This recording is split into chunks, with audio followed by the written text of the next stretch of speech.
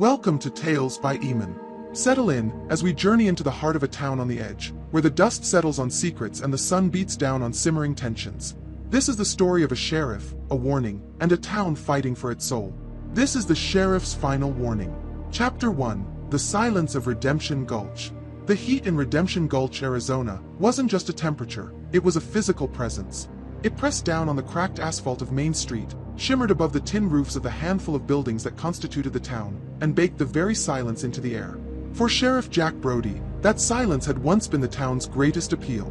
It was a stark contrast to the relentless scream of sirens and the chaotic rhythm of his former life as a detective in Chicago.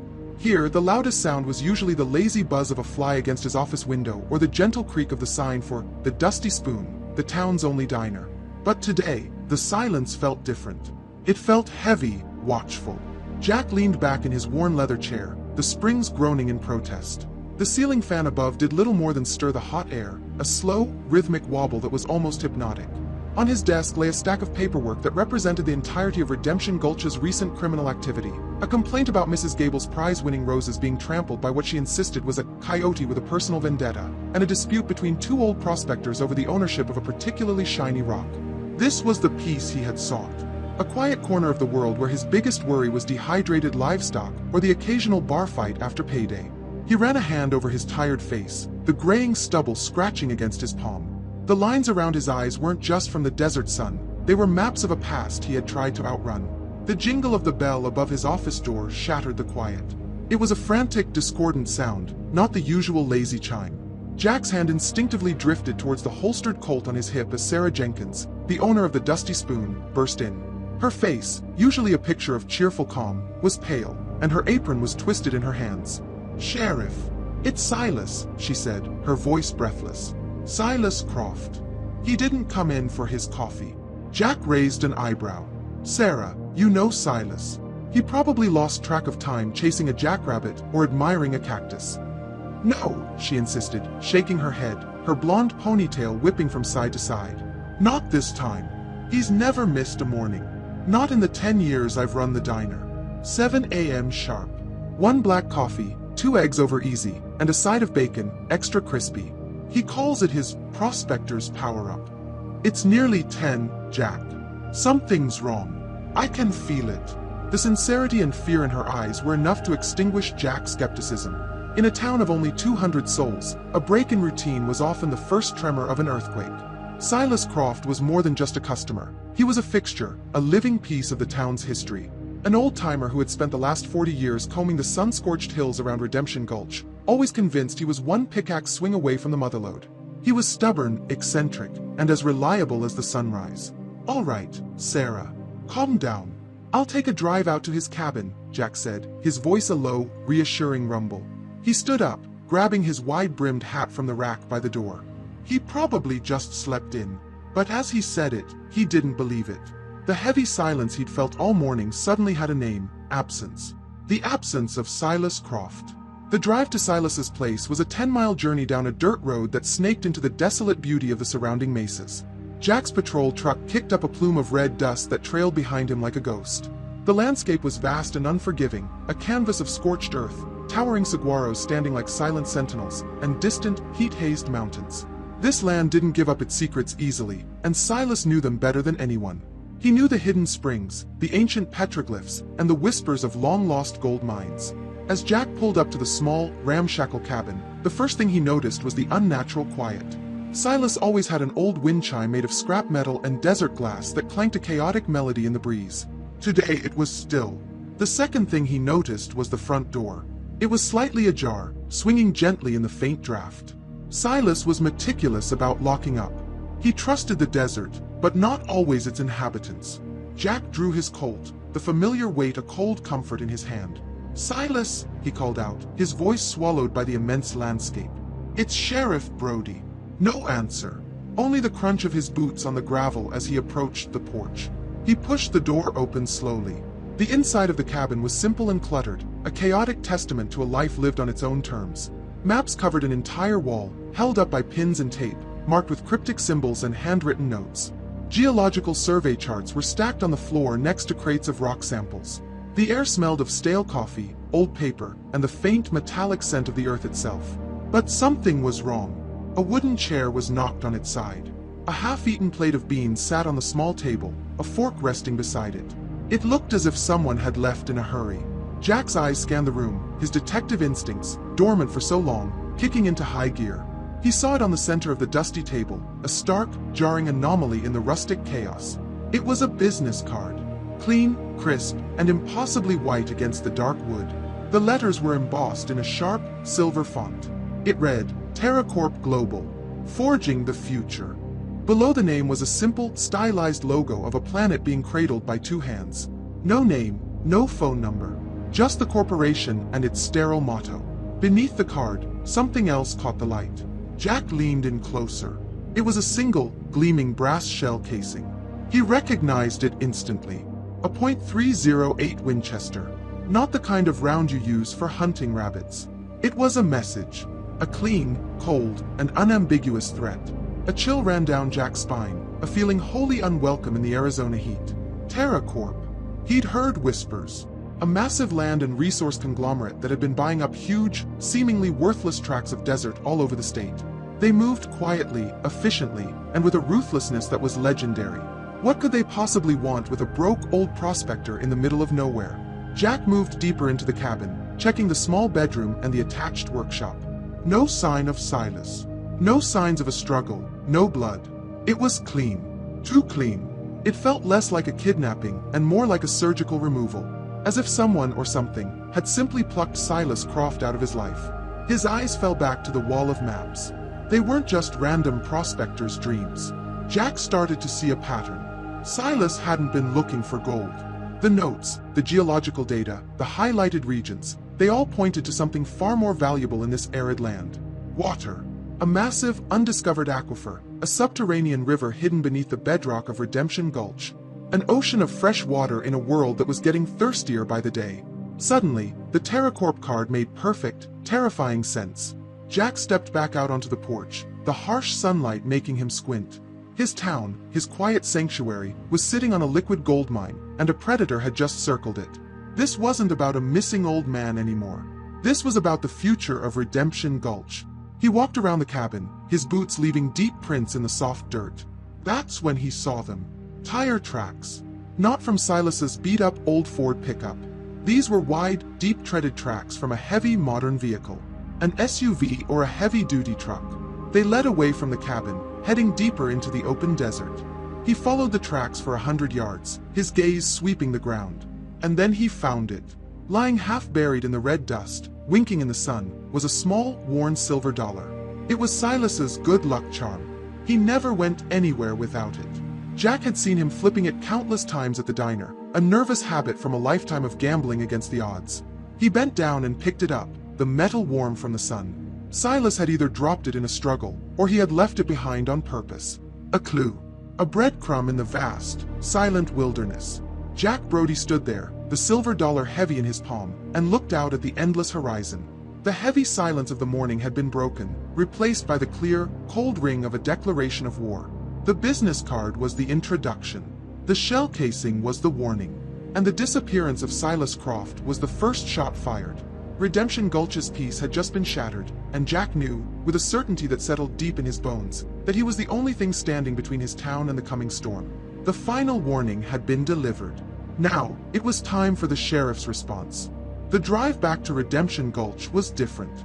The setting sun painted the mesas in deep shades of orange and purple, a beautiful, brutal landscape that now seemed less like a sanctuary and more like a hunting ground. Every shadow stretching across the road felt like a potential ambush, every distant glint of light a pair of watchful eyes. Jack Brody held Silas's silver dollar tight in one hand, the steering wheel in the other. The coin was a cold, hard piece of reality in a situation that felt increasingly surreal. This wasn't Chicago, where threats came screaming down city blocks with sirens wailing. This was something else. A quiet, invasive predator that had slithered into his peaceful corner of the world. His first stop wasn't his office. He pulled his truck up to Silas's cabin road and used the emergency tape from his trunk to block off the entrance. It was a flimsy deterrent against a determined foe, but it was official. It turned Silas's patch of desert into a crime scene. It was a line drawn in the sand. Back in town, the lights of the Dusty Spoon cast a warm, welcoming glow onto the darkening street. It looked like an island of normalcy in a sea of encroaching dread. Jack knew he had to tread carefully. Panic was a contagion, and in a town this small, it would spread like wildfire. He needed information, not hysteria. He walked in, the bell chiming softly this time. The handful of evening regulars, mostly ranchers and a couple of mechanics from the town's only garage, nodded in his direction. Sarah was behind the counter, wiping it down with a cloth, her movements tense. She looked up as he entered, her eyes asking the question she was afraid to voice. "Anything, Sheriff?" she asked, her voice a low whisper. Jack walked over to the counter and took a seat on one of the worn vinyl stools. His truck is there, but he's not. The place is unsettled. I've taped off the road to his cabin. I need you to treat this as a formal investigation now, Sarah. I need to know if you've seen anyone or anything unusual in the last couple of days. Strangers in town, new vehicles, anything that didn't feel right. Sarah paused, leaning against the counter. Strangers? Jack, we get tourists passing through on their way to the canyon now and then, but they never stay. Let me think. She closed her eyes for a moment. There were a couple of guys. 2 days ago. They came in for lunch. Not tourists. How could you tell? Jack asked, his focus sharpening. They were wearing suits, she said, as if the word itself were an accusation. Nice ones, too. Black. In this heat. They sat in that corner booth over there, drank bottled water, and spoke quietly. They had a big, black SUV. The kind with tinted windows. It looked completely out of place parked next to Frank Miller's rusty old pickup. At the mention of his name, a grizzled old man sitting in a nearby booth lowered his newspaper. Frank Miller was a third-generation rancher with a face like a dried-up riverbed and a disposition to match. His family had worked this land since before Arizona was a state. Those city slickers, Frank grumbled, his voice gravelly. Saw him myself. They paid a visit to my ranch yesterday. Came bearing gifts. Jack turned on his stool. What kind of gifts, Frank? An offer, Frank scoffed. An insulting one. Offered to buy my entire spread. Said my land was designated for future development. I told them the only thing I plan on developing is a new fence to keep people like them out. They weren't happy. Handed me a card. Let me guess, Jack said, his voice flat. White card, silver letters. TerraCorp Global. Frank's eyes narrowed in surprise. How'd you know that? Don't tell me they're pestering Silas, too. That old coot loves his worthless patch of rock more than he loves breathing. They're doing more than pestering, Frank, Jack said grimly. Silas is gone. A thick silence fell over the diner. The clatter of cutlery stopped. Everyone was looking at Jack. He had wanted to avoid a panic, but the secret was already unraveling. This was the problem with a small town. There were no real secrets, just news that hadn't found the right ears yet. I need everyone to keep their eyes open, Jack said, his voice carrying through the quiet room. You see that black SUV again. You see any strangers who look like they don't belong, you call me. Immediately. Don't approach them. Just call. He left the diner and walked the short distance to his office, the weight of the town's worried stares on his back. Inside, he switched on the lamp, casting a pool of yellow light on his desk. For the first time in 3 years, he sat down and felt like a real detective again. He fired up his old desktop computer, the machine groaning to life. He typed TerraCorp Global into the search engine. The results that flooded the screen were both impressive and chilling. TerraCorp was a leviathan, a multinational conglomerate with tentacles in mining, energy, and large-scale agriculture across the globe.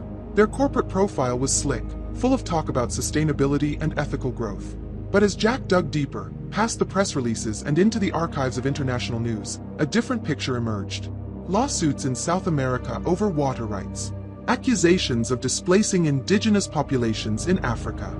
Environmental scandals in Southeast Asia that were quietly settled out of court.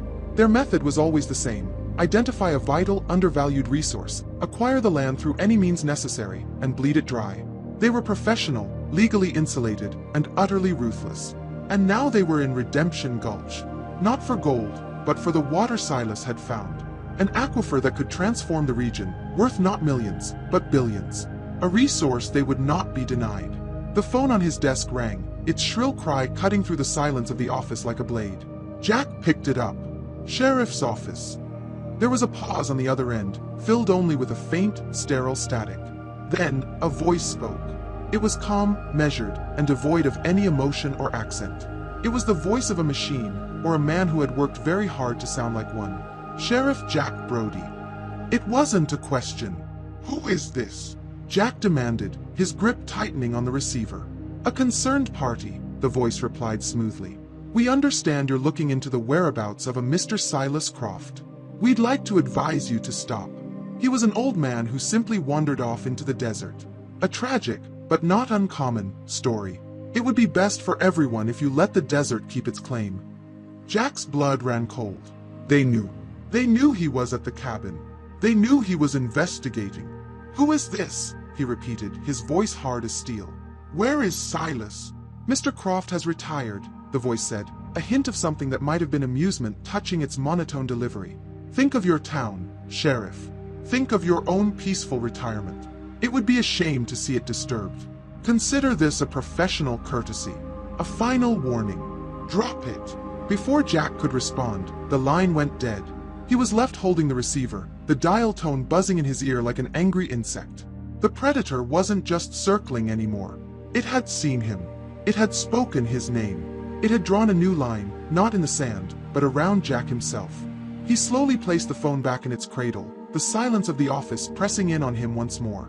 It was no longer the silence of peace. It was the silence of a held breath, of the moment before the strike. The dial tone was a monotonous, insulting hum. Jack slammed the receiver down, the plastic cracking under the force of his frustration. The anonymous voice, so sterile and confident, echoed in his mind. "Consider this a professional courtesy. A final warning." It wasn't the threat itself that chilled him to the bone. In his 20 years with the Chicago PD, he'd been threatened by professionals far more colorful than the monotone voice on the phone. It was the arrogance. The absolute certainty that he, a small-town sheriff with a budget that barely covered gasoline and coffee, would simply fold. They had misjudged him. They saw the dusty office and the quiet streets and assumed the man in charge was as sleepy as the town. They didn't see the man who had walked away from a world of shadows and violence, not because he was scared of it, but because he was tired of what it was turning him into. He stood up and began to pace the small office, the floorboards creaking a familiar rhythm under his boots. The walls, once a comforting boundary of his peaceful new life, now felt like the sides of a cage. TerraCorp wasn't some street-level gang fighting over turf. They were a corporate army, armed with lawyers, lobbyists, and enough money to make inconvenient problems, like a stubborn old prospector or a meddling sheriff, simply vanish. The shell casing he'd found wasn't for a handgun. A .308 Winchester was a rifle round. A sniper's round. The message was clear: we can reach you from a distance, where you'll never see us coming. His training, the instincts he had tried so hard to suppress, came flooding back. He was no longer just Sheriff Brody, the man who settled disputes over trampled roses. He was Detective Brody again, the man who knew how to follow the dark, twisted threads of a conspiracy. The first rule was to never trust the obvious. The second was to assume you are always being watched. He walked to the window and peered through the blinds into the night. Main Street was deserted. The only movement was a tumbleweed rolling lazily across the asphalt, pushed by the night breeze. But the feeling of being observed was a palpable weight on his shoulders. The black SUV Sarah had described could be parked in any dark alley, its occupants watching his office, waiting to see how he would react to their warning.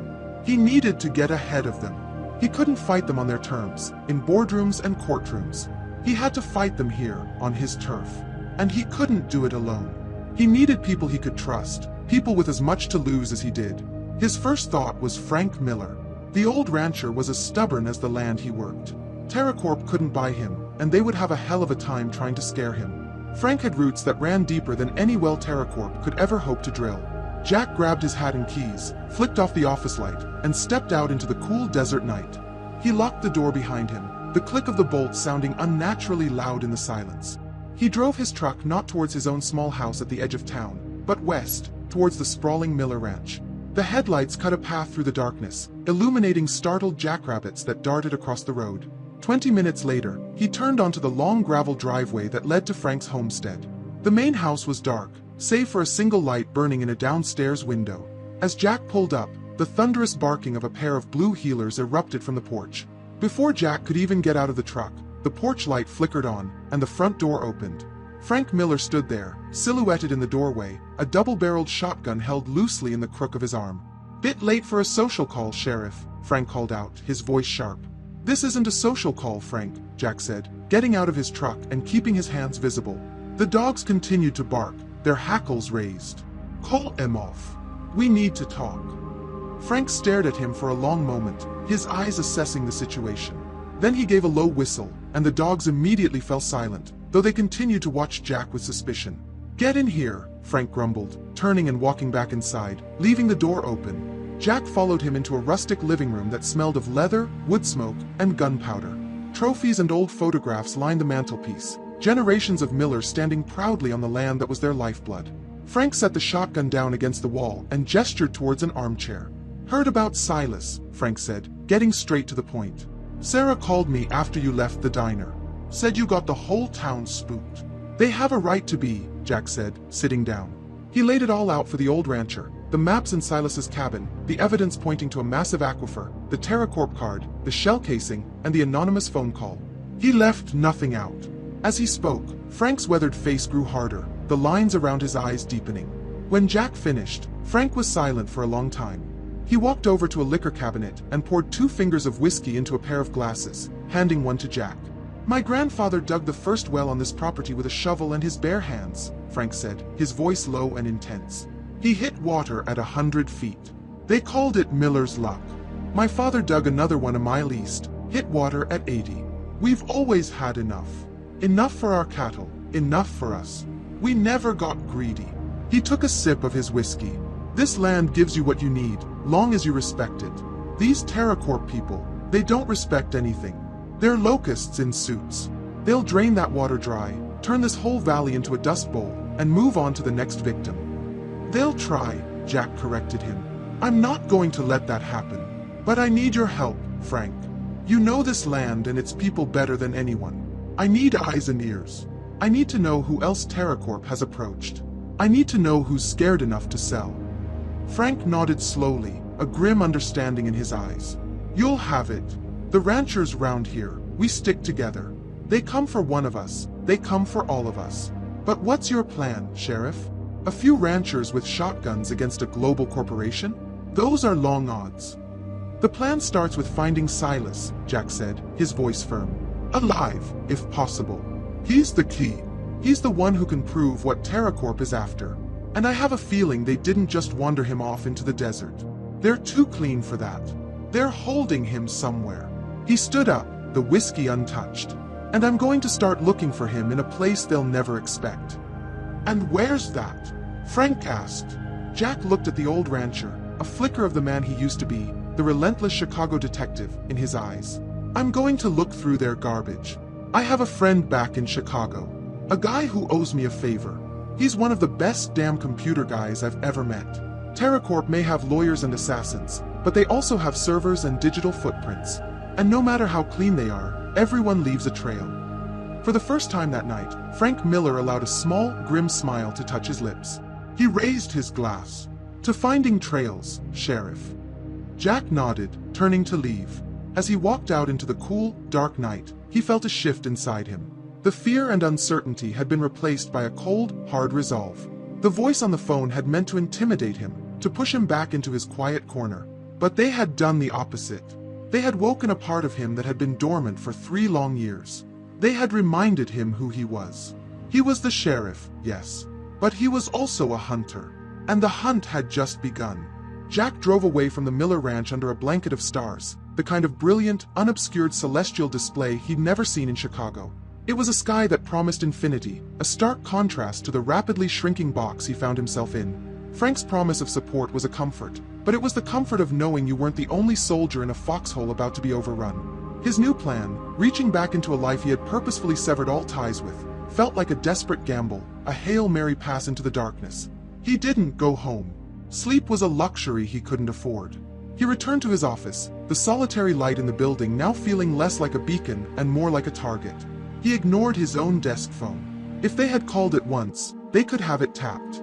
Instead, he pulled a small, battered box from the bottom drawer of his filing cabinet. Inside was a relic, a prepaid, untraceable burner phone he'd kept for emergencies. He'd bought it when he first moved here, a paranoid reflex from his old life that his new life had never required. Until now. He powered it on, the small screen glowing to life. There was only one number stored in its memory, under the simple contact name, Leo. He took a deep breath, walked over to the far corner of the office, away from the windows, and dialed. It rang twice before a familiar, gravelly voice, thick with suspicion and the remnants of a Chicago accent, answered. "Yeah." "It's a long way from Maxwell Street," Jack said, using an old code phrase from a case they had worked together years ago. There was a sharp intake of breath on the other end, followed by a long silence. "Brody? Holy hell. Jack Brody. I thought you fell off the face of the earth. Last I heard you were out somewhere in the desert playing cowboy, chasing tumbleweeds." "Something like that," Jack said. "Listen, Leo. I'm in a tight spot." Leo Petrov, who went by the handle Glitch in the dark corners of the internet where he made his living, let out a short, cynical laugh. "A tight spot for you is a Category 5 hurricane for anyone else. What did you do? Piss off the local cactus mafia? Worse. A corporation. TerraCorp Global. You ever hear of them?" The humor in Leo's voice vanished instantly. "Hear of them? Jack, they're not the mafia. They're the government of a small, rich, and very pissed-off country. Their firewalls have firewalls. Their security guys are ex-Mossad and Delta Force. People who get in their way don't just get threatened, they get erased. What in God's name are you doing tangling with them?" "They took a man," Jack said simply. "An old prospector. They want the water under this town, and he was in the way. They're trying to scare everyone into selling out and disappearing. And they're getting started on me." Jack could almost hear the gears turning in Leo's head. He could picture him in his dark, monitor-lit apartment, surrounded by a fortress of servers and empty coffee cups. Leo was a ghost, a digital phantom who could walk through walls and unlock any door, as long as it was virtual. Jack had pulled him out of a major federal jam years ago, redirecting the blame for a hack that had embarrassed a lot of powerful people. Leo wasn't a criminal at heart. He was a self-described digital archaeologist, whose curiosity sometimes led him into very deep, very dangerous tombs. Jack had saved him from being buried in one. The favor was a heavy one. "You're calling it in," Leo said, his voice grim. "The big one. This is what you're burning it on." "This is it, Leo," Jack confirmed. "I need to know what they're doing here. I need to know who their local muscle is. Names, files, communications. I need to know where they might be holding Silas.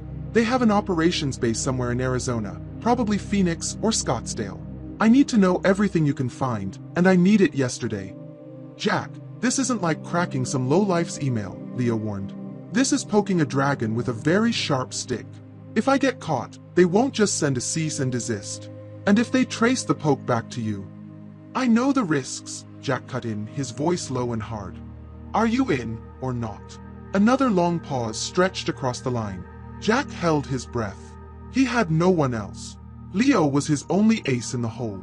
"All right, damn it," Leo finally sighed, the sound staticky over the cheap phone. "Nobody erases people on my friend's watch. But you gotta be smart, Jack. Ditch this phone as soon as we're done. They're probably listening to the damn air molecules around you. I'll set up a secure drop for the intel. Encrypted email. Check it from the public library, not your office. And for God's sake, watch your back. These guys don't play. Thanks, Leo. I owe you again." "Just stay alive long enough to pay me back," Leo grumbled, and the line went dead.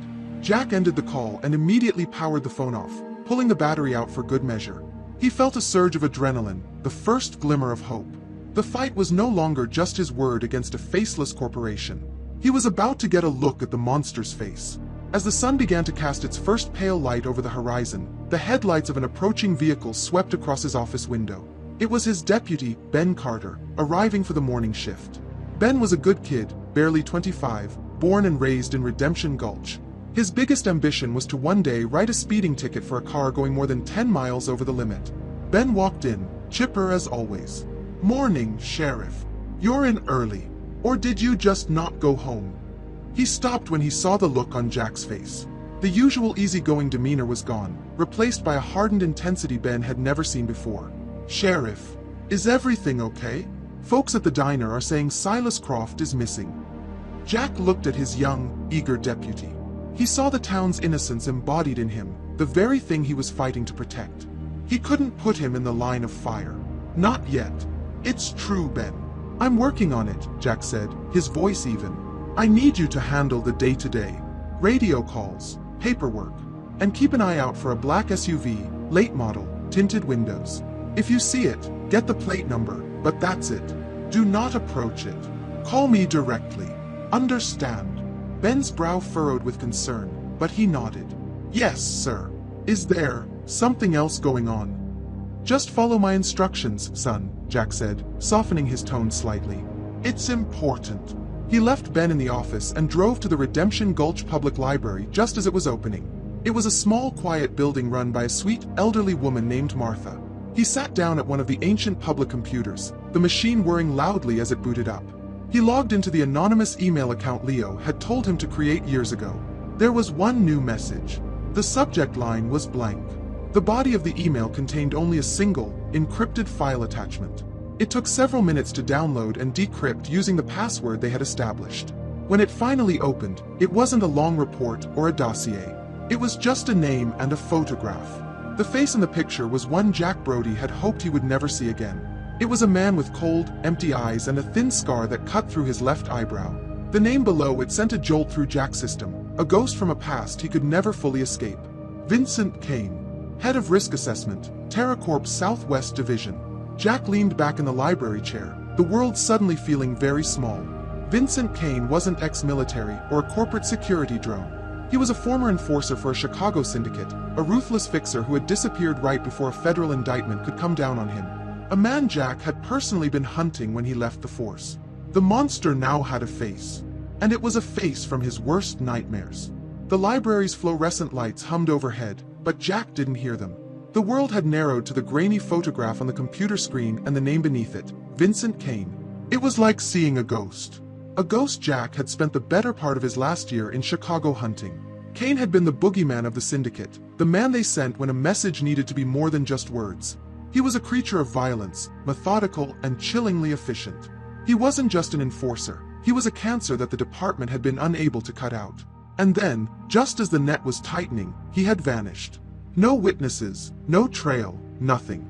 He'd simply dissolved into the shadows. To find him here now, wearing a corporate suit and a title like Head of Risk Assessment, was a gut punch. It recontextualized everything. This wasn't a faceless corporation flexing its muscle. This was a predator Jack knew intimately, hiding in the skin of a legitimate business. The clean disappearance of Silas, the single professional shell casing, the sterile phone call, it had felt like TerraCorp's MO. But now Jack saw it was just a new mask for an old monster. Kane was trying to play by a new set of rules, but Jack knew that underneath the polished corporate veneer, the same brutal instincts still lurked. And Silas Croft was caught in his web. Jack abruptly logged out of the email, erased the computer's history, and walked out of the library, nodding a silent thanks to Martha as he left. The bright morning sun felt wrong, too cheerful for the darkness that had just been unearthed. His strategy had to change. He couldn't just investigate, he had to anticipate. He knew his opponent's playbook. Kane's first step would be to isolate his target. His second would be to dismantle their support structure. His third was to deliver the final, crushing blow. He was already doing it. Silas was isolated and removed. The town was the support structure, and the phone call had been the first crack in its foundation. He couldn't let Kane pick them off one by one. He had to unify the town, or at least its key players, before Kane could sow fear and division among them. He drove to the diner. Sarah was handing a coffee to a trucker, but her eyes were fixed on the road outside, scanning every passing car. She saw Jack pull up and met him at the door. "Any news?" she asked, her voice hushed. "We need to talk," Jack said, his tone leaving no room for argument. "Not here. Frank Miller's ranch. In an hour. Can you get away?" She nodded, her expression grim. "And Sarah," he added, "I need you to call Mayor Thompson. Tell him it's an emergency meeting, and it's not optional." Mayor Thompson was a decent man, but he was a part-time mayor who ran the town's general store. He was more concerned with inventory and balancing the town's minuscule budget than he was with existential threats. He was a man who believed in rules, paperwork, and due process. He was exactly the kind of person Vincent Kane would chew up and spit out. An hour later, 4 vehicles were parked in front of Frank Miller's ranch house. Jack's patrol truck, Frank's dusty Ford, Sarah's station wagon, and the mayor's impeccably clean sedan. They gathered in Frank's living room, the same room where Jack had laid out the truth for the old rancher just hours before. The air was thick with tension. Frank stood by the fireplace, arms crossed, his face an unreadable mask of hard-bitten resolve. Sarah sat on the edge of a couch, wringing her hands. Mayor Thompson, a portly man in a slightly too tight suit, paced nervously in front of the window. "Sheriff, this is highly irregular," the mayor began, dabbing his forehead with a handkerchief. "An emergency meeting based on what? Hearsay. A missing person who, forgive me for saying so, was known to wander off for days at a time." "He was taken, Mayor," Jack said, his voice cutting through the man's nervous chatter. "I have confirmed that the corporation trying to buy up our land, TerraCorp, is not just an aggressive developer. They are a hostile entity, and they've hired dangerous people to achieve their goals." "Dangerous people?" Thompson scoffed, though his eyes betrayed his fear. "They sent lawyers, Sheriff. Men with briefcases, not guns. They made a very generous offer to the town council for the municipal water rights. An offer we are seriously considering. It could save this town." "Save it?" Frank Miller spat from his position by the fireplace. "They'll own it. They'll own us. They offered me a pile of money for land my family has bled for. That's not a negotiation, that's a threat." "This is exactly what I'm talking about," Jack said, stepping forward, his presence commanding the room. "They divide us. They turn neighbor against neighbor. They offer one person money and another a threat. They make us argue amongst ourselves while they move in and take what they want." Silas found the aquifer. He knew what it was worth, and he wouldn't sell. So they took him off the board. Who do you think is next? Frank. Anyone else who refuses their generous offer. "We have laws, Sheriff," the mayor protested. "We can file injunctions. We can." "They have better lawyers than we could ever afford," Sarah interjected, her voice shaking but firm. "My cousin's town went through this with another company. They got tied up in court for years until everyone was broke and had to sell for pennies on the dollar. They bleed you dry." The argument was about to escalate when Jack's personal cell phone buzzed in his pocket. He'd given the number to Leo for emergencies only. He pulled it out. A new encrypted message. He quickly opened it. His blood ran cold. He looked up at the three people in the room, the faces of Redemption Gulch, the stubborn rancher, the steadfast business owner, the scared politician. The debate was over. The theoretical threat had just become a ticking clock. "Mayor, you wanted proof we're dealing with more than just lawyers?" Jack said, his voice dangerously quiet. "I just got it. My source is reliable, and he's never been wrong. A convoy of 3 black SUVs left a TerraCorp facility in Phoenix less than an hour ago. They're headed this way." He let the words hang in the air. "They're not sending a survey team," he continued, his eyes boring into each of them. "They're sending a message. They know I'm investigating. They know I'm not backing down. So now they're escalating. They're coming into our town to show us who's in charge." Mayor Thompson's face went pale. Sarah let out a small gasp. Frank Miller, however, simply pushed himself off the mantelpiece, his expression hardening like granite. "Well," the old rancher said, his voice a low growl, "let them come." The silence that followed Jack's announcement in Frank Miller's living room was heavier than any argument that had come before it. The theoretical danger had just been given a deadline. Mayor Thompson sank into a chair, his face the color of ash. Sarah Jenkins held herself rigid, her fear warring with a fierce, protective anger. Only Frank seemed unshaken, his expression hardening into one of pure, unadulterated defiance. "Let him come," he'd said. And in that moment, Jack knew he had the one ally he absolutely needed. "They are coming, Frank," Jack replied, his voice calm and steady, taking command of the room. "And we are not going to give them the fight they want. Listen to me, all of you. This is critical. They are coming here to provoke us. They want an incident. They want a rancher with a shotgun or a panicked mayor making a stupid mistake. They want an excuse to paint us as a bunch of violent hicks so they can bring in their own security and take over. We will not give it to them." He looked directly at Frank. "Frank, I need you to lock your guns away. Your job is more important. Get on the phone. Call every rancher you trust. Tell them what's happening. Tell them company is coming and they are not welcome. Tell them to stay on their property, lock their gates, and report anything they see directly to me. No one engages. No one fires a warning shot. They just watch and they report. You're the general of our eyes and ears. Can you do that?" Frank bristled for a second at the thought of being told not to defend his own home, but he saw the strategic wisdom in Jack's command.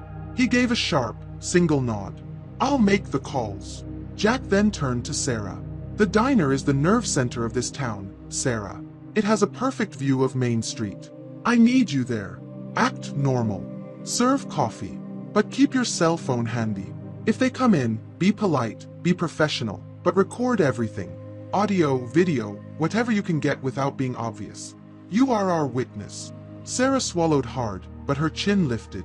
"They won't scare me out of my own business," she said, her voice finding its strength. Finally, he faced the mayor. "Mayor Thompson, you are going to the town hall. You're going to sit at your desk, and you're going to do paperwork. When they come to you, and they will, probably with some official-looking documents, you will be polite. You will accept whatever they hand you, and you will tell them you need to review it with the town's legal counsel. You do not agree to anything, you do not sign anything, you do not argue. You stall. That's your role. Be the bureaucrat you were elected to be." For the first time, a flicker of understanding crossed the mayor's face. He was being given a role he knew how to play. He nodded, still pale, but with a newfound purpose. "And me?" Frank asked. "Where will you be?" "Right where they expect me to be," Jack said. "In my office. Upholding the law." The meeting broke. As Jack drove back into town, he called his deputy. "Ben," he said, his voice clipped and professional. "Change of plans. I need you to take your patrol car and park it at the old scenic turnout 2 miles east of town. The one overlooking the highway. Just sit there and watch the road. You'll see a convoy of 3 black SUVs heading west. All I need from you is a call the moment you see them. That's it. Stay hidden and stay off the radio. Call my cell directly." "A convoy, Sheriff?" Ben asked, his voice a mixture of confusion and excitement. "What's going on?" "Just a drill, Ben," Jack lied. "Consider it a test of your observation skills. Call me when you see them." The next hour was the longest of Jack Brody's life. He sat in his office, the window blinds angled just enough to give him a view of the street. He cleaned his Colt, the familiar, methodical movements calming his frayed nerves. He could feel the town holding its breath around him. He saw Sarah walk back into the diner, her shoulders set. He imagined Frank on the phone, his gravelly voice spreading the word through the canyons and across the mesas. A silent alarm passed from one homestead to the next. Redemption Gulch was no longer a sleepy, disconnected town. It was a network. It was a silent, watchful fortress. Then, his phone buzzed. It was Ben. "Sheriff, I see them." The deputy's voice was a tense whisper. 3 black SUVs, just like you said. Sleek. No markings. They just passed my position. Heading your way fast. ETA, maybe 5 minutes. "Good work, Ben. Stay put until you hear from me," Jack ordered, then ended the call. 5 minutes. The silence on Main Street was absolute. The air grew still. The sun beat down. And then he heard it. A low hum at first, a sound that didn't belong in the desert. It grew steadily into the powerful, synchronized purr of high-performance engines. A moment later, the first black SUV appeared at the end of Main Street. Then the second and the third. They moved with an unnerving, fluid precision, like sharks cruising through open water. They drove slowly down the center of the street, not as visitors looking for a parking spot, but as a military patrol assessing new territory. They rolled past the diner. Jack imagined Sarah standing by the coffee machine, her heart pounding. They passed the town hall, where Mayor Thompson was likely hiding under his desk. Finally, the convoy came to a smooth, silent stop, perfectly spaced, in the middle of the street, directly in front of the sheriff's office. The doors opened in unison. 6 men emerged. They were not wearing suits. They were dressed in dark, functional clothing, cargo pants, sturdy boots, and tight-fitting black shirts that did little to hide their athletic builds. They wore sunglasses and earpieces. They were professionals. Then, the passenger door of the lead vehicle opened. Vincent Kane stepped out. He was exactly as Jack remembered him, just with a few more years etched onto his face. He wore a tailored gray suit that seemed immune to the desert heat. He didn't look at the sheriff's office. Instead, he took a slow, deliberate look up and down the street, at the silent storefronts and the empty sidewalks. It was a look of ownership, of appraisal. He was a predator who had just entered a new feeding ground. Jack's hand rested on the butt of his Colt. Every instinct screamed at him to go out there, to confront him, to end this now. But he held his position. This was Kane's move. Let him play it. Kane said something quietly to his men. They fanned out. They didn't draw weapons. They didn't threaten anyone. They simply began to walk. 2 went in one direction, 2 in the other. They walked the length of Main Street, their gazes sweeping over everything, their presence a suffocating blanket of intimidation. They were counting the buildings, judging the lines of sight, memorizing the layout. They were turning Jack's town into a battlefield map. The remaining 2 men stayed with Kane. After a long moment, Kane finally turned his head and looked directly at the sheriff's office. He looked right at the window where he knew Jack had to be watching. He stood there for a full 10 seconds, motionless. Then, a slow, thin smile spread across his lips. It was a smile of recognition, of amusement, and of absolute, chilling confidence. He knew Jack was there. He knew Jack knew who he was. And he was enjoying it. The game had begun. Vincent Kane's smile was a weapon. It was a scalpel, designed to cut through confidence and expose the fear beneath. He stood across the street, a perfectly tailored ghost from Jack's past, and that smile was aimed directly at the heart of Redemption Gulch. Jack felt a cold fury rise within him, a familiar feeling he hadn't experienced since leaving Chicago. It was the anger that came from watching a wolf walk into a sheep pasture, wearing the shepherd's clothes. He knew he couldn't stay behind the blinds. Hiding was admitting defeat. This was a test, a public challenge in front of the entire town, whether they were watching from windows or simply feeling the oppressive weight of the intruder's presence. Kane was measuring him, and the only response was to meet his gaze. Jack took a steadying breath. He unholstered his Colt, checked the chamber, and placed it deliberately on his desk. He would not meet Kane armed. That would be playing Kane's game. Violence was Kane's language. Jack had to force him to speak his. The language of the law. He then walked to the door, opened it, and stepped out into the blinding white sunlight. The air on Main Street was thick with a tension so heavy it felt like heat stroke. The 2 men Kane had left with him stiffened, their hands drifting to their sides, but Kane, without even looking at them, gave a slight, almost imperceptible shake of his head. They relaxed, but their eyes, hidden behind dark sunglasses, remained locked on Jack. Jack didn't walk towards Kane. He walked to the center of the road, placing himself directly between the lead SUV and the rest of his town. He stood there, his boots planted on the faded yellow line, his face calm, his hands empty at his sides. He was the only thing obstructing their path. He waited. After a long moment that stretched into an eternity, Kane began to walk. He moved with a liquid grace that was unnerving in a man of his build, his expensive shoes making no sound on the hot asphalt. He stopped 10 feet from Jack, the smile gone, replaced by a look of neutral, professional appraisal. "Sheriff Jack Brody," Kane said, his voice a smooth, cultured baritone that was completely at odds with the brutal work he used to do. "It's been a long time. I have to admit, I never pictured you in a place like this.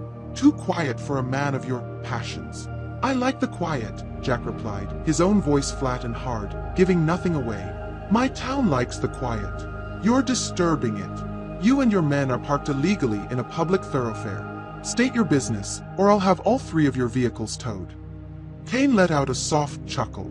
It was a condescending sound, meant to belittle. Always straight to business. "I remember that. No, we're not here to cause trouble, Sheriff. We're here as representatives of TerraCorp Global. We're assessing a potential investment in this community. A very significant investment, I might add.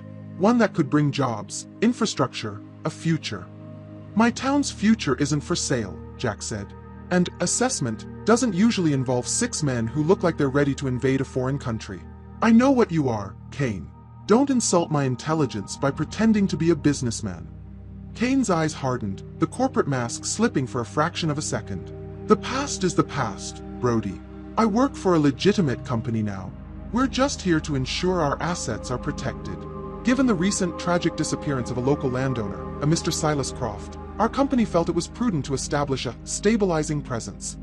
It was a barely veiled threat, referencing Silas so casually, as if his disappearance were a matter of public record and not a crime Jack knew Kane had orchestrated. "Silas isn't an asset, he's a person," Jack countered, his voice dropping to a low, dangerous growl. "And this is my town. I'm the only stabilizing presence it needs. Your men, their posture, your convoy, this isn't stabilization, it's intimidation. And that is a crime in my jurisdiction. So I'm going to tell you this once. You will get your men, get back in your expensive cars, and you will leave. You are not welcome here." "That sounds awfully territorial, Sheriff," Kane said, taking a step closer. The 2 men stood just feet apart now, 2 apex predators from the same concrete jungle, now circling each other in the desert sun. "Progress is coming to Redemption Gulch, with or without your blessing. My advice: get out of the way. Don't make the same mistake twice." The air crackled between them. Jack knew what Kane was referring to. The final case in Chicago, the one where Jack had gotten too close, and a witness had ended up dead before she could testify against Kane's employers. It was the failure that had finally broken him and sent him running to this quiet corner of the world. "This isn't Chicago," Jack said, his gaze as hard as desert rock. "There are no dark alleys to hide in here. Everything you do in the light. And I'm always watching. This is the only warning you get. Get out of my town." Kane stared at him, a flicker of genuine surprise in his eyes. He had expected fear or anger, or maybe a desperate bluff. He hadn't expected this. A calm, immovable declaration of war. He had come here to demonstrate his power, to show that he owned this street. But in the silent, sun-baked standoff, Jack Brody, a man with no weapons and no backup, had taken it back from him. With another thin, humorless smile, Kane took a step back. He had made his point. He had shown his face and let the town know who was in charge of the threat. But Jack had made his point too. He had shown them he wouldn't back down. "As you wish, Sheriff," Kane said, his corporate politeness returning. "We have other business in the county to attend to anyway. But we'll be back. You can count on that. TerraCorp always sees its investments through." He turned, walked back to his SUV, and got in without a backward glance. His men, following his silent command, retreated to their vehicles. The doors closed with a solid, expensive thud. A moment later, the engines purred to life, and the convoy moved, turning around in a wide, flawless arc and heading back the way it had come. In less than a minute, they were gone. The low hum of their engines faded, and the oppressive silence they had brought with them seemed to lift. Main Street was quiet again, but it was a changed quiet. The peace had been irrevocably broken. Jack stood alone in the middle of the road, the adrenaline slowly beginning to recede, leaving a profound weariness in its place. He had drawn a line in the sand, and Vincent Kane had stepped right up to it. The next time, he would cross it. The door to the diner creaked open, and Sarah stepped out onto the sidewalk, her face pale but her eyes shining with a mixture of fear and pride. "Jack," she began, her voice barely a whisper. Before she could finish, Jack's pocket buzzed. It was a high-priority alert from Leo. He pulled out the phone, his hands trembling slightly, and opened the message. His heart stopped. The text was short, stripped of all of Leo's usual cynicism. It was just a cold, horrifying fact. "Jack, I'm in. Found encrypted comms from a remote site. Audio files. I got a positive voice match. It's Silas Croft. He's alive. But Jack, they're interrogating him." The hum of Kane's departing convoy was a fading ghost, but the message on Jack's phone was a screaming specter. "It's Silas. He's alive. But Jack, they're interrogating him." The small victory on Main Street turned to ash in his mouth. He had won the battle of appearances, the psychological skirmish. But all the while, the real war was being waged in a dark room somewhere, and Silas Croft was on the front line, alone. The standoff had been a diversion, a piece of theater designed by Kane to keep Jack occupied, to measure him, while his men continued their brutal work. "Jack, what is it? What's wrong?" Sarah's voice pulled him back from the brink. She had seen the color drain from his face. He couldn't speak. He just showed her the phone. Her hand flew to her mouth, her eyes wide with horror. "Oh God, poor Silas." "Get back inside," Jack said, his voice a low, gravelly command. He was no longer the town sheriff. He was the Chicago detective again, the man who ran toward the fire. The clock was ticking, and every second was a lifetime for Silas. "Stay there. Lock the door. Don't open it for anyone but me." He walked briskly back to his office, his mind racing, parsing the new reality. A rescue. It was no longer about defending the town. It was about extracting a hostage from a superior force. He couldn't call the county sheriff. The jurisdiction was his, but the resources weren't. It would take hours, maybe days, to get a tactical team approved and mobilized. By then, Kane would either have what he wanted from Silas or have disposed of the evidence. There was no official channel. This had to be off the books. He sat at his desk and sent a quick, encrypted message back to Leo. "Send me the file. Now. And anything you can find on the location. GPS, satellite imagery, anything." A minute later, the file arrived. Jack plugged a pair of headphones into his burner phone, shielding the screen from the view of the window. He took a deep breath and pressed play. The audio quality was sharp, clinical. The first sound was a pained groan, followed by the strained, defiant voice of Silas Croft. You can try all day. That rock is harder than my skull, and you ain't breaking either one." A second voice, cold and without inflection, spoke. "The geological survey, Mr. Croft. The one you commissioned. It indicates the primary access point to the aquifer is beneath your claim. We need the precise drilling coordinates. Give them to us, and this can all be over. Go to hell, Silas rasped. There was a sickening thud, followed by a sharp cry of pain from Silas. Jack's knuckles turned white as he gripped the desk. He felt a visceral, blinding rage. This was Kane's work. He might not be in the room, but his scent was all over it. I've been all over these hills for 40 years, Silas said, his voice weaker now, but still laced with iron. Seen things you city folk wouldn't believe. I remember watching the Perseids meteor shower from the top of the Widow's Peak. Stars fallen all around me. Looked like heaven itself was crying diamonds. You can't buy a sight like that, and you sure as hell can't scare it out of a man. The interrogator said something in a low tone, and the recording clicked off. Jack ripped the headphones from his ears, his heart pounding. The Widow's Peak. It was a local name for a distinct lonely butte about 15 miles north of town, deep in the Badlands. It overlooked a vast, desolate valley that was home to nothing but snakes, scorpions, and the ruins of the old consolidated borax mine, which had gone bust in the 1950s. It was the perfect place to hide someone. Isolated, defensible, and completely off the grid. Silas, the clever old fox, had given him a location. He pulled out a detailed topographical map of the county from a drawer and spread it across his desk. He found the Widow's Peak and the abandoned mine at its base. It was a sprawling complex, mostly collapsed, but some of the old administrative buildings and processing sheds might still be standing. It was the only logical place. He knew he couldn't go in alone. He needed someone who knew that terrain as well as Silas did. Someone who could shoot straight and wouldn't break under pressure. There was only one name on that list. He picked up his desk phone and dialed Frank Miller's number. The rancher answered on the first ring. "They gone. They're gone, Frank," Jack said. "But the situation has changed. They have Silas, and they're hurting him. But I think I know where he is." He told Frank about the audio file and Silas's mention of the Widow's Peak. There was no hesitation on the other end of the line. The old borax mine. Makes sense. Place has been rotting for 70 years. When do we go? Tonight. Under the cover of darkness. It's the only chance we have, Jack said. This is not a sanctioned operation, Frank. It's just you and me. If this goes sideways, there's no backup coming. You need to understand that.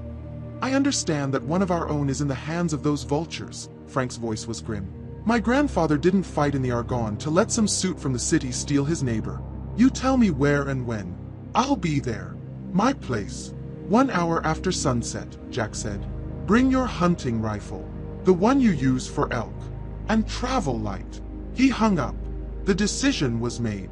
He was about to cross a line he had sworn he would never cross again. He was going to operate outside of the law he had dedicated his life to upholding. He walked to the locked steel cabinet in the corner of his office. He unlocked it and pulled out a tactical shotgun and a heavy-duty rifle case.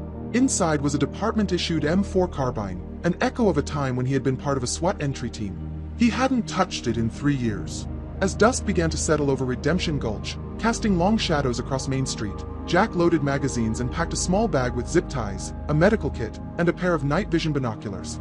He was no longer Sheriff Brody, the peacekeeper. He was Jack Brody, the hunter, and he was going after the most dangerous game of his life. He met Frank on a deserted dirt road just outside of town. The old rancher was leaning against his truck, a lever-action .30-30 rifle resting comfortably in his arms. He looked calm, determined, his eyes clear in the fading light. He was a man who understood the harsh, simple necessities of survival in the desert. They didn't speak for a long moment. There was nothing left to say. They were two men, from two different worlds, united by a common purpose. To save one of their own from the encroaching darkness. "Let's go bring the old man home," Frank said, his voice as steady as the rock of the mesas around them. Jack nodded, climbing into his patrol truck. Against a ghost from the city and a corporate army, the lawman and the rancher drove into the night. For Silas. The patrol truck's headlights cut a lonely path through a landscape that seemed to have been forgotten by God. The paved road had given way to a deeply rutted dirt track 15 miles ago. Jack navigated it carefully, the truck groaning and lurching over the uneven terrain. Beside him, Frank Miller was silent, his gaze fixed on the dark, jagged shapes of the mesas against the star-dusted sky. This was his territory, and he was moving through it with the grim focus of a man heading into a storm he knew was coming. "My old man used to tell me stories about this place," Frank said, his voice a low rumble that barely rose above the engine noise. The Consolidated Borax Mine. Said it was a town unto itself back in the 40s. Had a mess hall, bunkhouses, the works. When the borax ran out, they just left. The desert took it back. Good place to lose something, Jack commented, his eyes scanning the darkness ahead. Or someone, Frank finished, the implication hanging heavy in the air. Place is a maze of pits and collapsed tunnels. A man could fall and not be found for 100 years. You need to watch your step. Jack appreciated the warning. He had operated in the urban labyrinths of Chicago, all steel and concrete, but this was different. The desert had its own rules, its own hidden dangers. Tonight, those dangers weren't just natural. About a mile from the coordinates of the mine, Jack killed the engine and the headlights, plunging them into an almost absolute darkness and silence. The only light came from a sliver of moon and the impossibly bright stars. We walk from here, Jack said, grabbing his M4 from its case. They'll have lookouts. They'll be expecting a vehicle. Frank nodded, grabbing his rifle and a small, heavy canvas bag. Stick to the washes. The moonlight won't find us there. For the next 20 minutes, they moved like ghosts through the arid landscape. Frank led the way, his knowledge of the terrain unerring. He guided them through a dry riverbed, its sandy bottom muffling the sound of their footsteps, the high walls of the wash concealing them from view. The air was cold, and the only sounds were their own breathing and the distant, mournful cry of a coyote. Finally, Frank held up a hand, and they crouched behind a rocky outcrop. He pointed. There it is. Jack raised his night vision binoculars. The world resolved into a grainy, ethereal green. Below them, nestled at the base of the massive butte Silas had called the Widow's Peak, lay the skeletal remains of the borax mine. It was a graveyard of ambition. The moonlight glinted off rusted corrugated steel roofs and the skeletal frames of conveyor belts and sorting towers. Most of the structures were collapsed or in ruins, but one building, a long, low-slung structure that looked like it might have been a machine shop or foreman's office, was intact. And it was lit. A generator hummed somewhere nearby, a low, constant thrum of power in the dead landscape. Two black SUVs were parked near the building. Jack's stomach tightened. Kane's men. He scanned the perimeter. He counted 3 guards. One stood near the vehicles, another patrolled the north side of the building, and a third was positioned on a small rise that gave him a clear view of the access road. They moved with a disciplined, professional rhythm. They weren't just thugs, they were a security detail. 3 on the outside, Jack whispered, lowering the binoculars. Means at least 1, probably 2, on the inside with Silas. Outnumbered, Frank stated, the word holding no fear, only fact. A straight approach is suicide. A straight approach was never the plan, Jack replied, his mind already working the problem, breaking it down into tactical pieces. We need to pull them away from that building. Create a diversion. Something loud. Something bright. Frank was silent for a moment, his eyes scanning the green-tinted ruins through his own binoculars. See that shed, he murmured, pointing to a smaller, dilapidated structure about 200 yards from the main building. That's the old generator house. The big one they used to power the whole operation. Last I heard, the diesel engine in there was the size of a dam tractor. They say the old prospectors who scavenge out here could never get it moved. You think it still works? Jack asked. No, Frank said with a grim smile. But I bet the fuel tank beside it still has a few hundred gallons of 70-year-old diesel sludge in it. And I bet that sludge would make one hell of a fire. A plan began to form, a desperate, dangerous gamble. You think you can get to it without being seen? Jack asked. I can get anywhere in these hills without being seen, Frank said with quiet confidence. The real question is, can you get to Silas in the chaos? It's the only shot we'll have, Jack said. When they move to check out the fire, their focus will be split. It'll give me 30 seconds, maybe a minute, to get inside that building. They synchronized their watches. Frank handed Jack a small, 2-way radio. Don't use it unless it's life or death. They'll be monitoring frequencies. When you see the flames, you go. No waiting. Be careful, Frank, Jack said, the words feeling inadequate. You too, Sheriff, the old rancher replied. He pulled a small canister and a pack of matches from his canvas bag. Then, he simply melted into the shadows, disappearing as if he were a part of the desert itself. Jack was alone. He slung his rifle, his heart a cold, steady drum in his chest. He began his own stealthy approach, circling wide, using every rock and ruin as cover, his destination a collapsed wall just 50 yards from the lit building. The minutes stretched into an eternity. He could hear the crunch of the guards' boots on the gravel, their low, indistinct voices. He reached his position, sinking down behind the crumbling wall, his rifle resting on the edge, his eyes fixed on the lighted window. He was a coiled spring, wound tight with adrenaline and dread. He waited. 10 minutes passed. Then 15. He started to fear the worst. Had Frank been caught? And then, it happened. A sudden bright whoosh tore through the silent desert night. A brilliant orange light bloomed from the direction of the old generator house, casting flickering, dancing shadows across the entire valley. A column of thick, black smoke began to billow into the sky. Frank had done it. The effect on the guards was instantaneous. "What the hell was that?" one of them yelled. The lookout on the ridge started shouting into his radio. The two guards on the ground drew their weapons and began moving cautiously toward the fire, their attention completely diverted. It was his chance. The path was clear. The snake pit was distracted. With a desert night shattered by fire and confusion, Jack Brody raised his rifle to his shoulder and ran from the shadows, straight towards the light of the window. The world narrowed to a 50-yard stretch of open, moonlit ground. The crackling roar of Frank's diversionary fire was the soundtrack to Jack's sprint, the flickering orange light painting the ruins in a chaotic, hellish glow. In the distance, he could hear the guards shouting in confusion, their voices sharp with alarm as they moved away from their post, drawn like moths to the unexpected flame. The gamble had paid off. The door was open. Jack reached the wall of the foreman's office, his lungs burning, his rifle held tight against his shoulder. He pressed himself flat against the rough wood, his breathing controlled, listening. He edged his way to the grimy window he had identified earlier. The light from inside spilled out, illuminating a small patch of dusty ground. He risked a quick look inside. The scene was exactly as he had feared, yet better than he had hoped.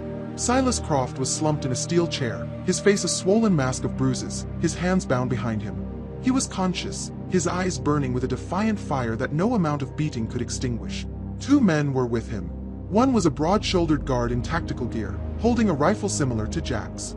The other, dressed in a more casual but no less menacing fashion, stood over Silas, his fists clenched. This was the interrogator from the audio file. Both men were looking towards the door, their attention fixed on the commotion outside. They were distracted. The front door was a death trap. Jack slid along the wall to the rear of the building. He found what he was looking for, a small, sturdy-looking maintenance door, likely leading to a storage room. A modern, heavy-duty padlock was on the hasp. Amateurs would have shot it off, announcing their presence to the entire valley. Jack pulled a compact set of bolt cutters from his pack. The tool was heavy, a piece of equipment he hadn't used since his SWAT days, but his hands remembered the familiar weight. He positioned the hardened steel jaws around the shackle of the lock, squeezed with all his strength, and with a muffled, satisfying snap, the lock broke free. He eased the door open a crack. It led, as he'd guessed, into a dark storeroom smelling of rust and stale oil. He could see a sliver of light from the main room through another doorway. He slipped inside, the silence of his entry absolute. He was a ghost in their machine. He moved to the interior doorway, his M4 raised. The two men were still focused on the front of the building, arguing about whether to investigate the fire or stay with the prisoner. That was their final mistake. Jack exploded from the darkness. He didn't shout. He didn't announce himself. He simply became an engine of sudden, focused violence. His first target was the guard. Jack's rifle but came up in a powerful, disabling arc, crashing into the side of the man's helmet with enough force to drop him like a stone, unconscious before he even hit the floor. The interrogator spun around, his eyes wide with shock, his hand flying to the pistol holstered on his hip. He wasn't fast enough. Jack closed the distance in 2 strides. He didn't aim for the man's weapon, he aimed for the man. The barrel of his M4 slammed into the interrogator's wrist, and a sharp crack echoed in the small room, followed by a scream of pain as the man's arm went limp, his pistol clattering to the concrete floor.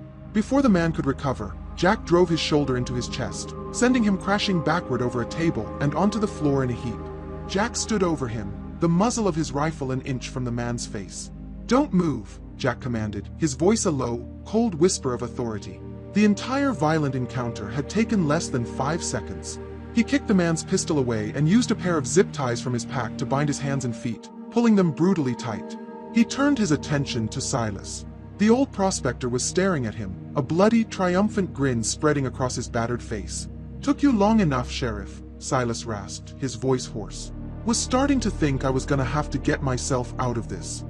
Jack pulled out a combat knife and sliced through the ropes binding Silas's wrists and ankles. "Can you walk?" he asked, his eyes quickly assessing the old man's injuries. I can dance a damn jig if it means getting out of this hellhole, Silas grunted, rubbing his wrists as he struggled to his feet. He swayed for a moment, and Jack grabbed his arm to steady him. Okay, maybe just walking. They wanted your drilling coordinates, Jack said, keeping his voice low. They got nothing, Silas said with pride. But I got something of theirs. He opened his clenched fist. Lying in his palm was a small, silver flash drive. That loudmouth interrogator was showing it to me. Said it had the new deed to my land on it, all ready for my signature. He set it on the table. Slipped it into my pocket when he wasn't looking. Jack stared at the flash drive. It was a piece of intelligence, a potential weapon, far more valuable than he could have hoped for. Good work, Silas.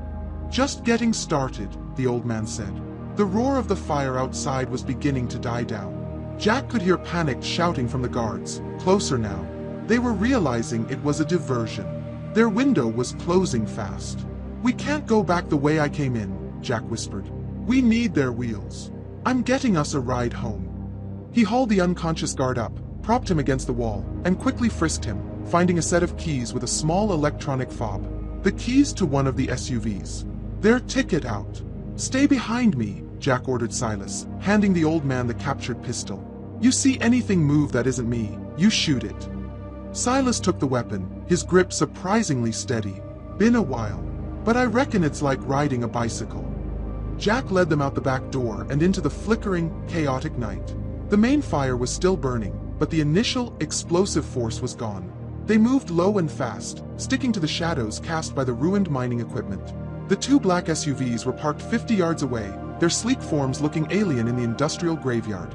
They were halfway there, exposed in a patch of open ground between a rusted outdoor cart and the vehicles, when a spotlight suddenly flared to life. It came from the ridge where the lookout had been posted. The bright, white beam pinned them, washing out the shadows and turning them into perfect targets. A voice, amplified by a bullhorn, cut through the night. Freeze. Drop your weapons. You are surrounded. The remaining guards, drawn back from the fire, were closing in from all sides. They were caught, trapped between the building they had just escaped and the ride they so desperately needed. The mission had just changed again. It was no longer about escape. It was about survival.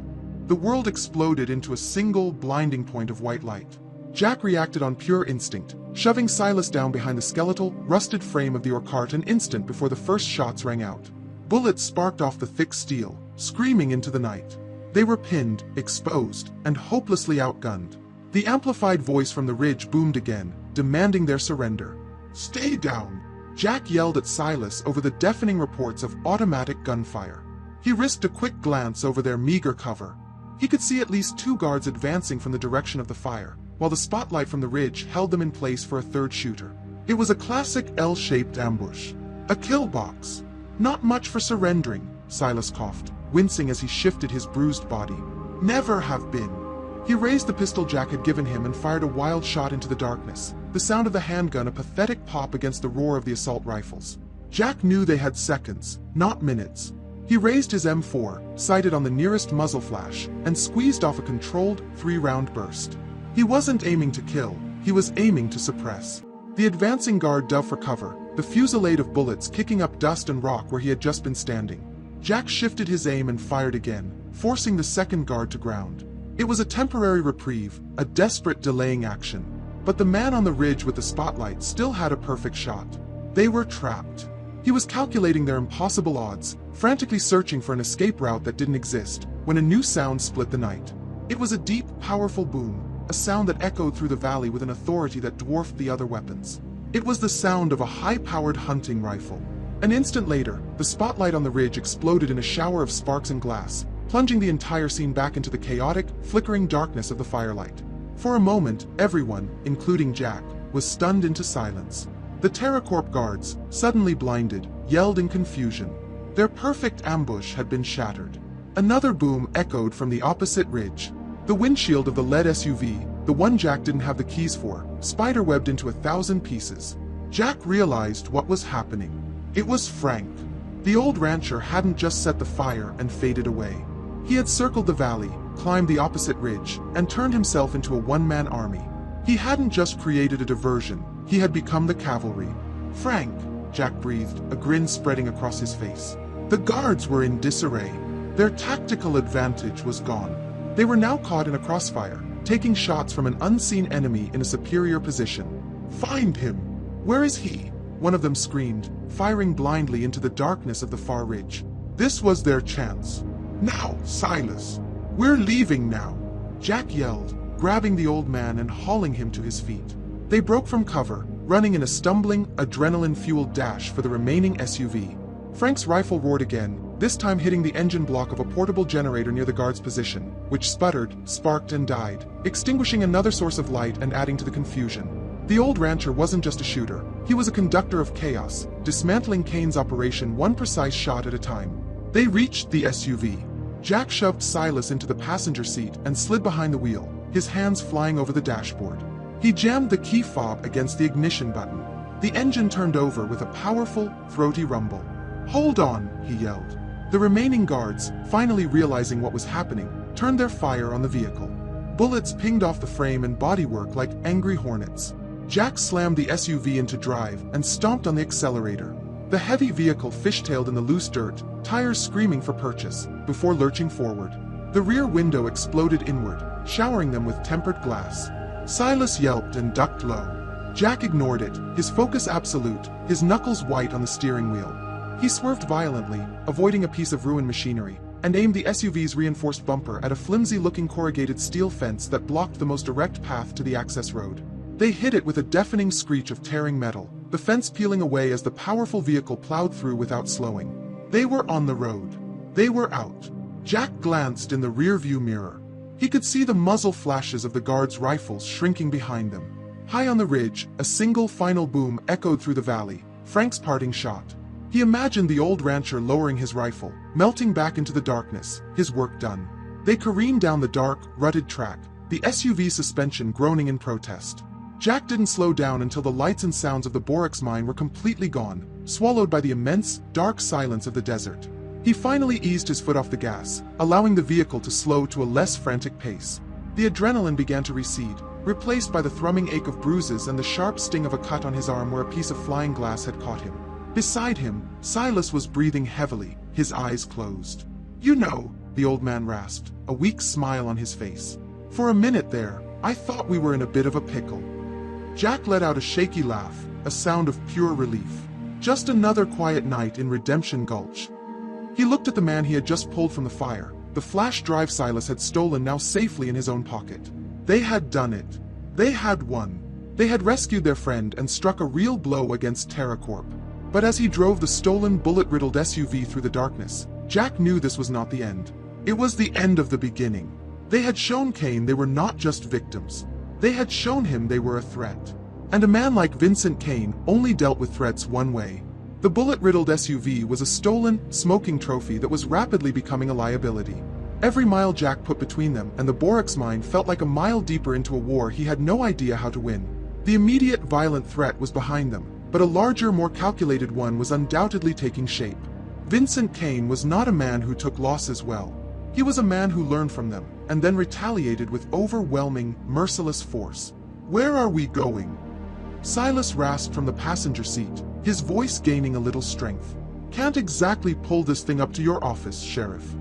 "No," Jack agreed, his eyes scanning the dark, empty road. "My place is compromised. Your cabin is a crime scene. The only safe harbor I can think of is Frank's." Jack used his burner phone to send a simple, two-word text to a number Frank had given him, inbound. "Need cover." He knew the old rancher would understand. They couldn't just drive up to the main house. Kane would have scouts, and a stolen TerraCorp vehicle would be a beacon in the night. 20 minutes later, Jack followed a new set of instructions from Frank, turning off the main road onto an old, unmarked cattle trail. He drove for another 2 miles into the labyrinthine canyons of Frank's property.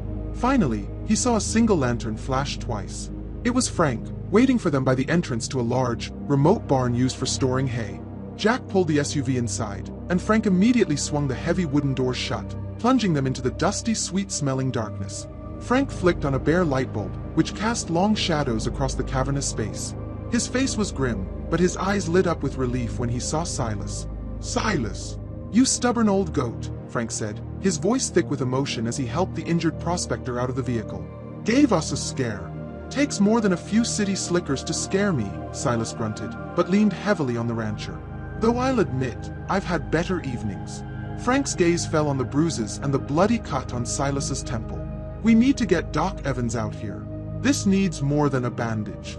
While Frank made the call to the town's semi-retired and fiercely discreet doctor, Jack's attention turned to the flash drive in his pocket. It felt heavier than a simple piece of plastic and metal. It felt like a bomb. He couldn't risk plugging it into Frank's home computer. It could be a Trojan horse, designed to wipe itself and alert TerraCorp the second it connected to a network. He needed Leo. He took the burner phone to the far corner of the barn, away from the others. Leo, it's me. We got him out. But we also got something else. A flash drive. I need to see what's on it, but it's a trap. I know it is. Leo's voice came back, sharp and all business. Don't plug it into anything connected to the internet, Jack. Not unless you want a team of guys like the ones you just met kicking down your door in 30 minutes. You need a sandbox. An air-gapped machine. You got a laptop there that you don't mind turning into a brick. Frank had an old, dust-covered laptop in his office that he used for ranch accounts. It hadn't been connected to the internet in years. It was perfect. For the next hour, with Frank and a freshly patched-up Silas watching, Jack followed Leo's painstaking instructions.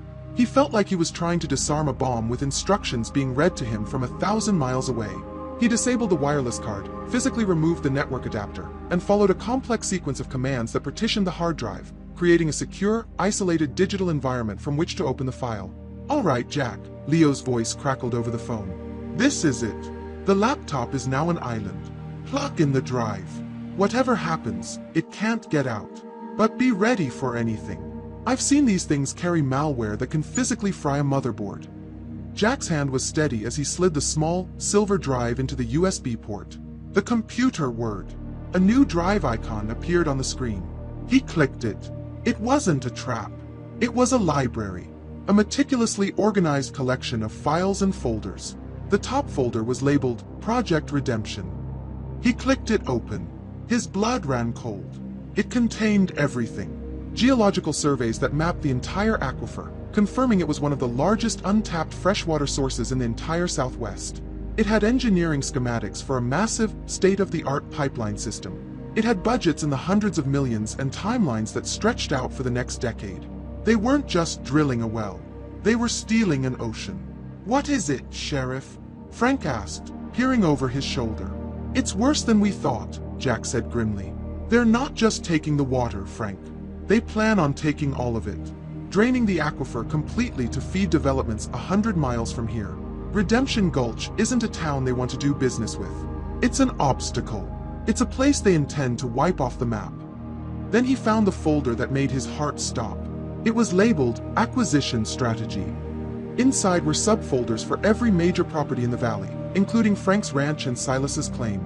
And in the main directory was a single, password-protected document titled Contingencies. Leo, there's a locked file, Jack said into the phone. Contingencies.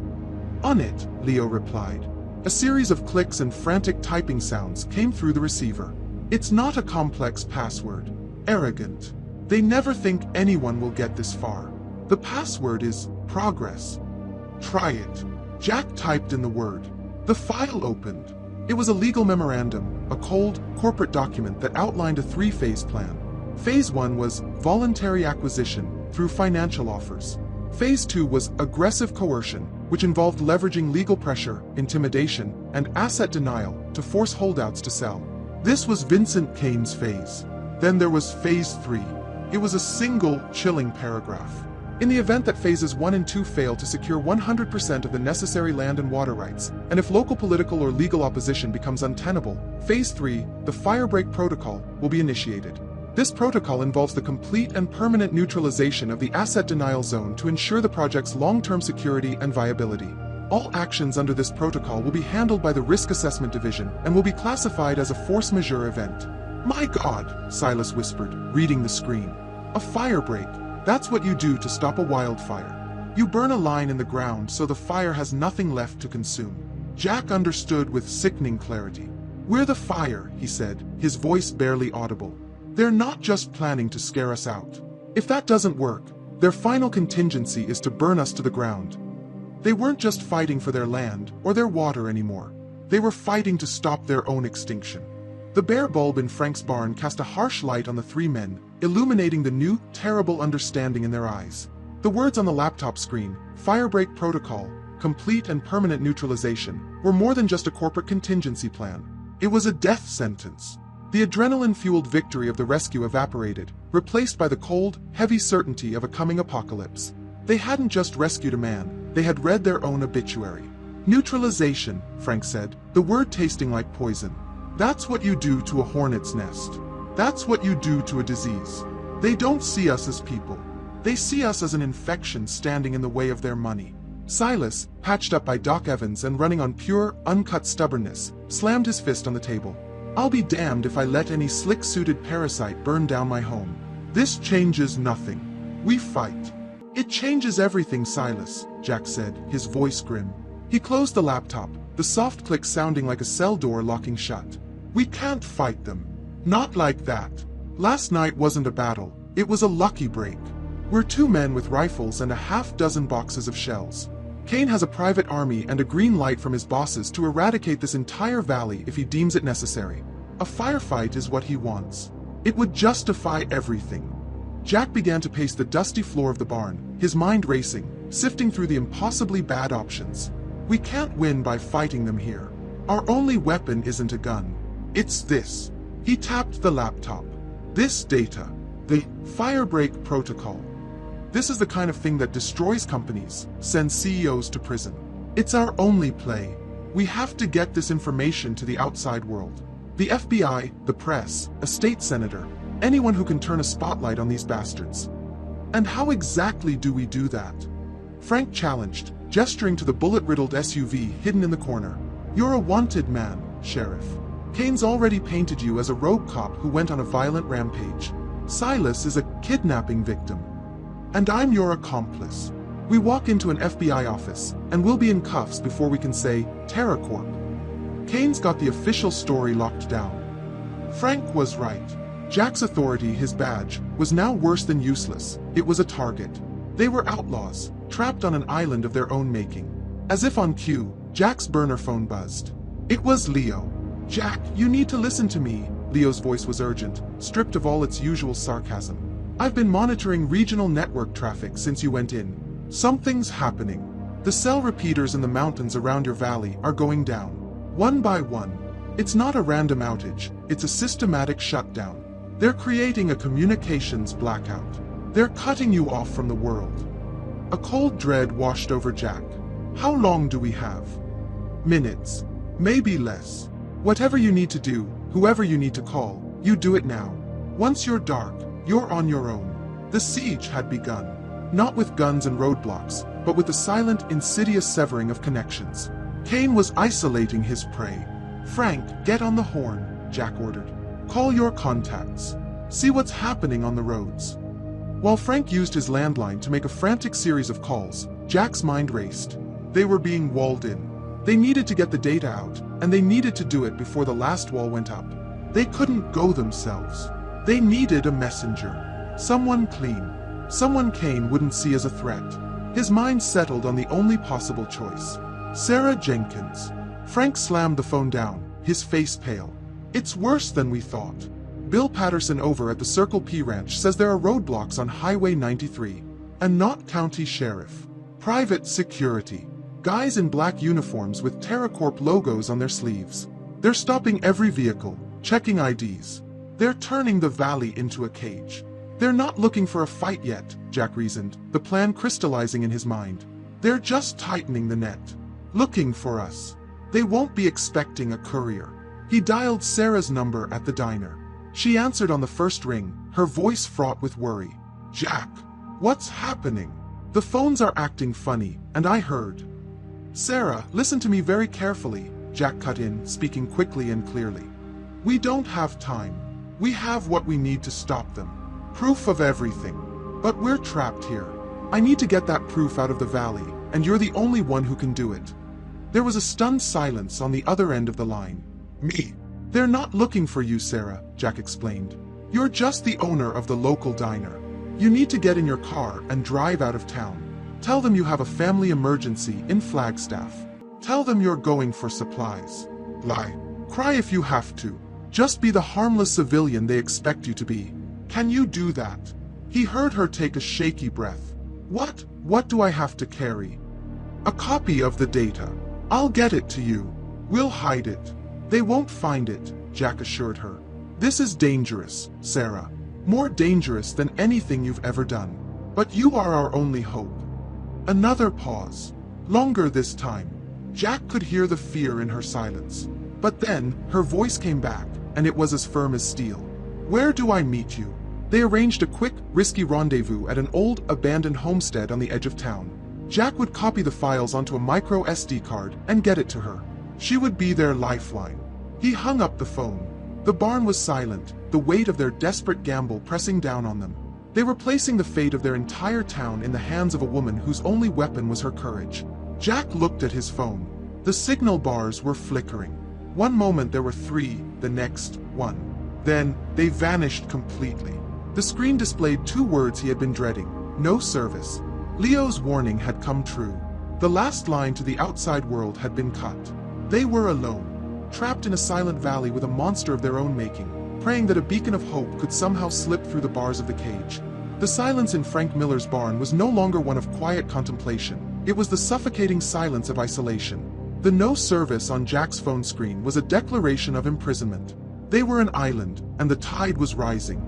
Their entire world had shrunk to the confines of the ranch, and their only hope for rescue was about to drive into the heart of the enemy's blockade. While Jack and Frank prepared the data, the focus of the war shifted from the barn to a small, quiet house in Redemption Gulch. Sarah Jenkins stood in her bedroom, a simple overnight bag open on her bed. Her hands trembled as she folded a pair of jeans. She wasn't a soldier, a cop, or a spy. She was a woman who knew the coffee order of every person in a 50-mile radius. Her greatest anxieties usually revolved around running out of bacon on a Sunday morning or a faulty freezer. Now, she was packing a bag for a journey that could get her killed, and the fate of her entire town was riding on her ability to lie convincingly. She looked at her reflection in the mirror. Her face was pale, her eyes wide with a fear she had never known. For a moment, she thought about backing out. It was insane. This was a fight for men with guns, for a sheriff with a haunted past. But then she thought of Silas, his face battered but his spirit unbroken. She thought of Frank, standing ready to defend his ancestral land. And she thought of Jack, a man who had come to their town seeking peace, only to find himself standing as its lone protector against a tidal wave of greed. They were all fighting. How could she not? She took a deep breath, her reflection staring back, her expression hardening from fear into a cold, sharp resolve. An hour later, Jack met her in the shadow of the old collapsed Miller homestead, a ruin halfway between the main ranch and town. He drove one of Frank's oldest, most beat-up ranch trucks, a vehicle so anonymous it was practically invisible. He saw her pull up, her small sedan looking fragile under the vast, starry sky. "You're sure about this, Sarah?" Jack asked as he got out of the truck, his voice low. "There's no shame in saying no." "I'm sure," she said, her voice steady, surprising them both. "What do I need to do?" He didn't hand her a USB stick or an envelope. Instead, he held out a tiny, black micro SD card, no bigger than her pinky nail. Beside it in his palm was a tarnished, old Zippo lighter. "The card has everything on it," he explained. "A complete copy of the TerraCorp files. It's encrypted. A man named Leo Petrov is expecting you in Flagstaff. He'll know how to open it. His address is on this paper. Memorize it, then burn it." He popped the Zippo open, removed the inner casing with the flint and wick, and showed her a small space in the hollow metal shell. "The card fits in here. It's snug. It won't rattle." He carefully placed the card inside and reassembled the lighter. It looked perfectly normal. "Put this in your glove box with some other junk," he said, handing it to her. "It's the kind of thing they'll look at and dismiss." She took the lighter, its weight a heavy secret in her hand. "My story is that my sister in Flagstaff went into early labor. I'm going to help with her kids." "Good," Jack nodded. "That's good. Make it real in your mind. Stick to it. Don't offer details unless they ask. Be scared. Be worried about your sister. Be the part." He paused, the professional mask slipping for a moment. He looked at the brave woman in front of him, the friend he was sending into the lion's den. "If you get into trouble you can't talk your way out of, give them what they want. The card isn't worth your life, understand?" She nodded, though they both knew she would never give it up. He watched her get back in her car and drive away, her taillights shrinking into the darkness until they were gone. He felt a profound sense of helplessness. The fight was now completely out of his hands. Sarah's heart hammered against her ribs with every mile she drove. The familiar road to the highway had never seemed so long or so menacing. Every shadow seemed to hold a threat. When she finally saw the floodlights of the roadblock ahead, she had to grip the steering wheel to keep her hands from shaking. It was just as Jack had described. It looked like an international border crossing. Two black SUVs were parked at an angle, creating a chicane. Men in black uniforms, armed with rifles, stood watching the road. The TerraCorp logo on their sleeves was clearly visible in the harsh glare of the lights. A guard held up a hand, and she rolled to a stop. He was young, his face impassive, his eyes hidden behind sunglasses despite the dark. "Evening, ma'am," he said, his voice polite but firm. "Routine security checkpoint. May I see your driver's license, please?" "Is there a problem, officer?" Sarah asked, her voice trembling just enough to sound authentic. "No, officer, ma'am. We're private security," he said, shining his flashlight on her license. "Where are you headed tonight?" "Flagstaff," she said, letting a note of frantic worry enter her voice. "My sister. She's having her baby, it's come early, and I need to get there to help with her other kids. Is this going to take long?" The guard studied her, his expression unreadable. "I'll need you to pop the trunk, ma'am. And I'm going to take a quick look inside the vehicle." Sarah's blood ran cold, but she nodded, trying to look impatient and annoyed. She got out as the guard opened her trunk, giving her small overnight bag a cursory inspection. Another guard began to look through the main cabin of her car. She watched as he opened the glove compartment, his hand rifling through the mess of napkins, old receipts, and tire pressure gauges. He picked up the Zippo. He flicked the top open. He spun the flint wheel with his thumb. Clack, clack, clack. No spark. He shook it, saw it was empty, and tossed it back into the glove compartment with a clatter. He shut the door. "Car's clean," he said to the first guard. Sarah felt a wave of relief so intense it almost made her dizzy. It was working. The first guard handed her license back. "All right, ma'am. You're all clear. Drive safe." He motioned to another guard to move the barrier. She was about to get back in her car, her heart singing with silent victory, when another black SUV pulled up to the checkpoint from the town side. The rear door opened, and a man in a sharp suit stepped out. It wasn't Kane, but it was one of the men who had been in the diner 2 days ago, the ones who had sat in the corner booth, drinking bottled water. He glanced over, his eyes sweeping across the scene. He saw Sarah, and he paused. A flicker of recognition crossed his face. He didn't know her name, but he knew her face. The woman from the diner. The sheriff's friend. He started walking towards them. The guard who had cleared her saw his superior approaching and his posture stiffened. He turned back towards Sarah's car, his hand raised, his expression suddenly uncertain. "Hold on a minute, ma'am." Sarah froze, her hand on her car door. Freedom was 10 feet away, but a man in a suit was closing the distance, and his memory was about to slam the gate shut. The world seemed to slow down. The approaching man in the suit, Mr. Corbin, was a predator closing in, and Sarah Jenkins was frozen in the beam of his attention. The guard's uncertain words, "Hold on a minute, ma'am," echoed in the cold night air. This was it. This was the moment it all fell apart. She knew he recognized her. She wasn't just a random citizen anymore. She was the sheriff's known associate, a face from the town's nerve center, trying to slip out of a freshly locked cage. Her alibi, so carefully constructed, felt like a house of cards in a hurricane. Corbin stopped a few feet away, his gaze sharp and analytical. He wasn't overtly threatening, which was somehow more terrifying. He radiated a calm, corporate menace that was far more chilling than any overt aggression. "Is there a problem here?" Corbin asked, his voice smooth as polished glass. He addressed the guard, but his eyes were locked on Sarah. "No, sir," the guard said quickly, standing a little straighter. "This woman's sister is in labor in Flagstaff. Her story is consistent. We searched the vehicle. It's clean." "Is that so?" Corbin said, a slight, knowing smile playing on his lips. He looked at Sarah. "A family emergency. You must be very distressed. It's a shame our security measures are inconveniencing you at such a difficult time." Every word was a test. He was watching her, waiting for a flicker of deception, a crack in the facade. The fear she felt was genuine, a cold, liquid terror in her veins. She just had to aim it in the right direction. She channeled all of it into her performance, letting her voice shake with what he would perceive as frantic worry for her sister.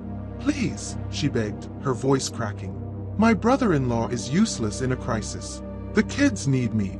I need to go. Every minute you keep me here." She let her voice trail off, a desperate, pleading sob catching in her throat. Corbin's smile didn't waver. He was enjoying this, playing with her. He knew she was lying, and he knew that she knew he knew. It was a silent, brutal negotiation of power. He was about to speak again, to deliver the final, crushing blow to her story, when the beam of another set of headlights illuminated them.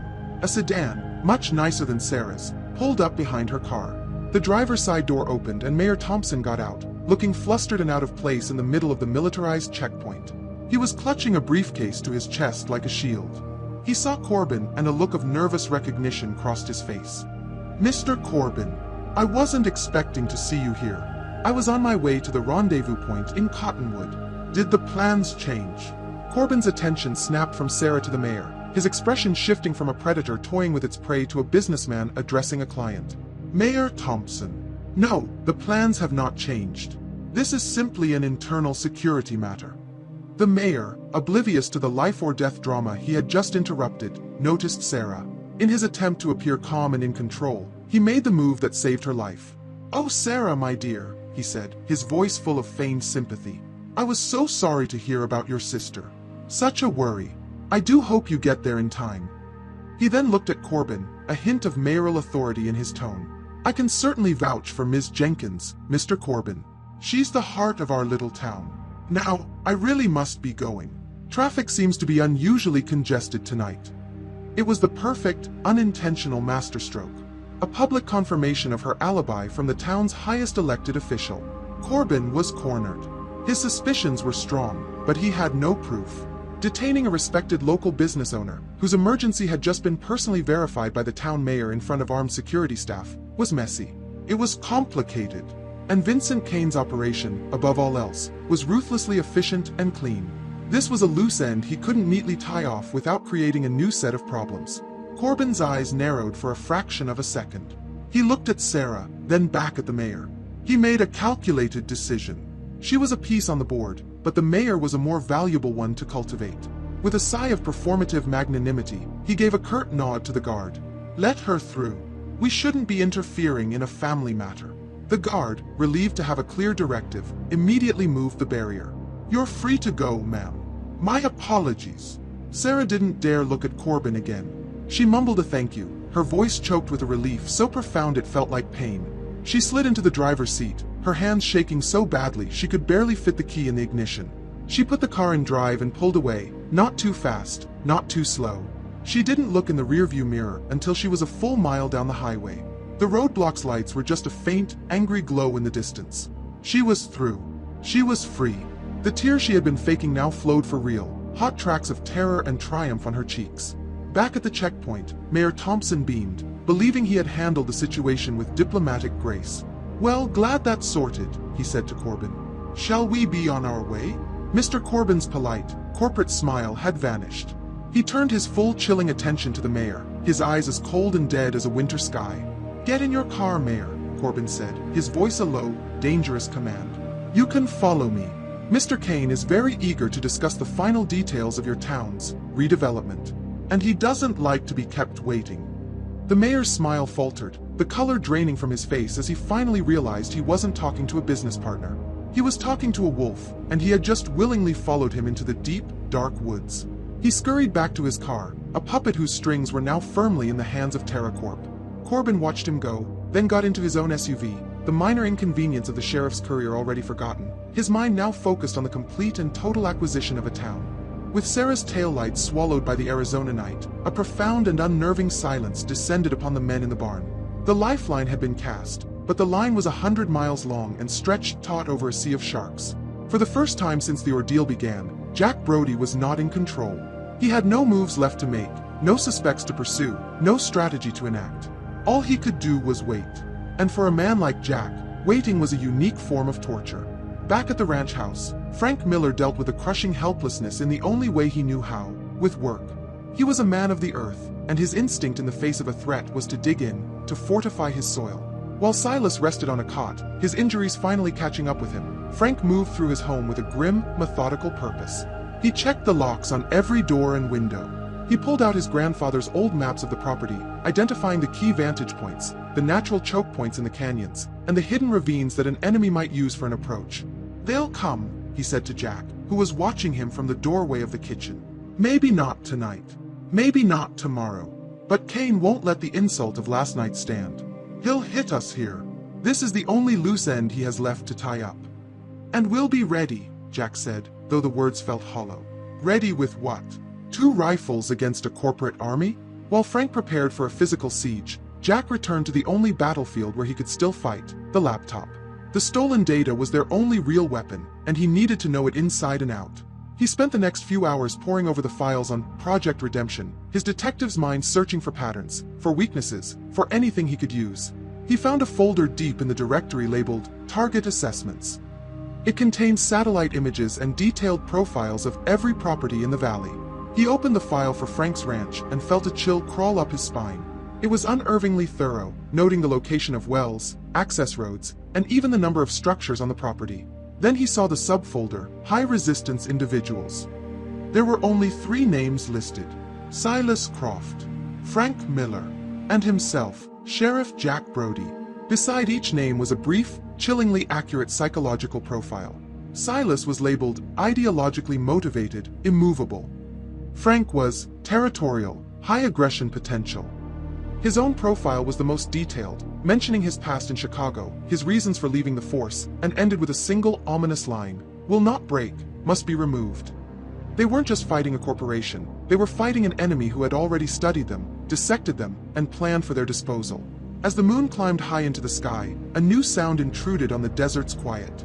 It was a low, high-pitched hum, almost like an insect, but with a steady electronic pulse. Jack and Frank exchanged a look and moved silently to a window, peering out into the darkness. There it was. A small, dark shape, barely visible against the star-dusted sky, with a single, blinking red light. A drone. It moved with an unnatural, systematic precision, flying a slow grid pattern over the ranch house and the surrounding land. Kane was no longer guessing where they were. He was mapping their prison, watching them from the sky like a patient, technological vulture. The noose was tightening. Miles away, another kind of tension was playing out on the dark, lonely stretch of Interstate 40. Sarah Jenkins drove with her eyes glued to the road ahead and her rearview mirror. Every pair of headlights that appeared behind her sent a jolt of pure adrenaline through her system. Was it them?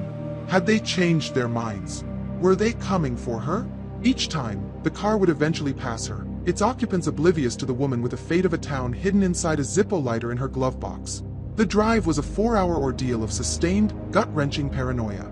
The vast, beautiful emptiness of the Arizona night, which she had always found peaceful, now felt like an exposed stage, and she was the only one on it. She thought of her diner, of the familiar faces and the easy comfort of her life, and a fierce, protective anger burned away the edges of her fear. This was her home they were trying to kill. Just as the first pale hints of dawn began to soften the eastern horizon, she saw the welcoming lights of Flagstaff. Exhaustion and relief washed over her in a wave so powerful it made her feel weak. She navigated the unfamiliar city streets, her hands shaking as she held the piece of paper with the address Jack had made her memorize. It led her to a rundown, 3-story apartment building in a neighborhood that had seen better days. It looked nothing like the high-tech hideout of a master hacker. It looked like a place people went to be forgotten. Taking a deep, fortifying breath, she got out of the car, walked up to the 2nd floor, and found apartment 2B. She knocked, the sound unnaturally loud in the quiet hallway. For a long moment, there was no answer. She was about to knock again when she heard the sound of multiple locks being undone. The door opened a few inches, stopped by a heavy-duty chain lock. A pair of bloodshot, deeply suspicious eyes peered out at her. The man behind the door looked to be in his mid-40s, with a tired, pale face and a scraggly beard. He looked like he lived on coffee and paranoia. "What do you want?" he asked, his voice a low, gravelly rasp. Sarah's heart was pounding. This was it. The final connection. "I'm looking for Leo Petrov," she said, her voice barely a whisper. The eyes narrowed. "Never heard of him." He started to close the door, but Sarah remembered the phrase Jack had told her to use, the code from his past. "Wait," she said quickly. "Jack said to tell you. He said it's a long way from Maxwell Street." The man froze. The suspicious eyes behind the chain widened, a flicker of something, recognition, shock, maybe even loyalty, shining within them. The weariness on his face was replaced by a sudden, sharp intensity. Without another word, he closed the door, and she heard the metallic slide of the chain being released. The door swung open, revealing the dark, monitor-lit interior of the apartment. "Get in," Leo Petrov said, his voice urgent. "And don't touch anything." The lifeline had arrived. The door to apartment 2B closed behind Sarah, shutting out the mundane world of the hallway and pulling her into a different reality. The air inside was cool and smelled of stale coffee, ozone from the humming electronics, and a profound lack of fresh air. Blackout curtains covered the windows, creating a perpetual twilight that was lit by the glow of at least a dozen monitors of varying sizes. Wires snaked across the floor like thick, black vines, all leading to a central fortress of humming computer towers and servers stacked against one wall. This wasn't an apartment, it was a digital bunker, the command center for a one-man war against the world.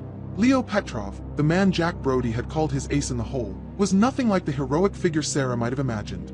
He was pale and wiry, dressed in a faded t-shirt and worn jeans. His eyes, however, were what held her attention. They were constantly moving, scanning, processing everything with a sharp, paranoid intelligence. He looked like a man who hadn't truly relaxed in a decade. "All right," Leo said, his voice a low, impatient rumble as he re-engaged the numerous locks on his door. "You said the phrase. You're here. Where is it?" Sarah fumbled in her glove compartment's Zippo lighter, her hands still trembling from the ordeal at the roadblock and the long, sleepless drive. She carefully disassembled it and tipped the tiny micro SD card into her palm, holding it out to him. Leo didn't take it from her. Instead, he grabbed a pair of tweezers from a cluttered workbench and picked it up, holding it as if it were a venomous insect. "You weren't followed?" "I don't think so," Sarah said. "But they know who I am. They almost stopped me." "Almost doesn't count," he grunted, unimpressed. He carried the tiny card over to a standalone computer terminal in the corner, a machine that was physically disconnected from the main nest of servers. "This is the operating theater," he explained, noticing her curious look. "Anything new gets dissected in here before it's allowed to touch my brain." He slid the card into a reader and his fingers flew across the keyboard, typing lines of code so quickly they were a blur. He wasn't just opening a file, he was interrogating it, running diagnostic checks for trackers, malware, or any kind of digital booby-trap TerraCorp might have embedded in it. After a few tense minutes, he gave a satisfied nod. "It's clean." Jack was smart. He then plugged a shielded cable from the isolated terminal to his main system and initiated a transfer. A moment later, the files from the drive populated one of his large central monitors. He clicked open the folder labeled Project Redemption. Sarah watched as the professional cynicism on Leo's face slowly dissolved, replaced by a look of stunned disbelief. He scrolled through the geological surveys, the pipeline schematics, the chillingly detailed budget reports. His expression grew darker with every file he opened. Finally, he got to the contingencies document. He typed in the password, progress, and read the paragraph on the firebreak protocol. He leaned back in his chair, letting out a long, low whistle. For the first time, he looked at Sarah not as a courier, but as a fellow human being who had seen the same abyss he was now staring into. "Son of a bitch," he whispered, shaking his head. Jack didn't exaggerate. "These people aren't corporate raiders. They're monsters. Genocidal accountants." He looked at the screen, then back at Sarah, a new, cold fire in his eyes. "They want to erase a town for profit. Okay, let's see how their shareholders feel about that." The paranoid, jittery hacker was gone. In his place was a focused, dangerous weapon.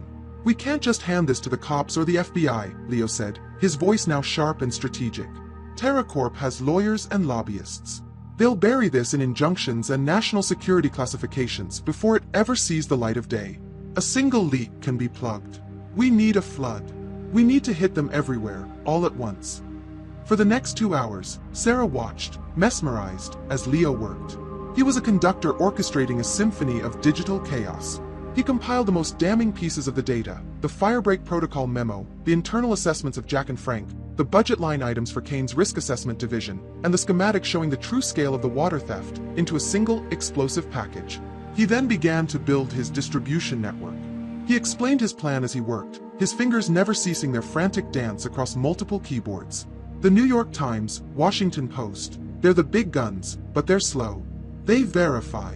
That takes time Jack doesn't have. So, we also send it to the online guys, the aggressive ones who publish first and ask questions later. We send it to financial news outlets. TerraCorp is a publicly traded company.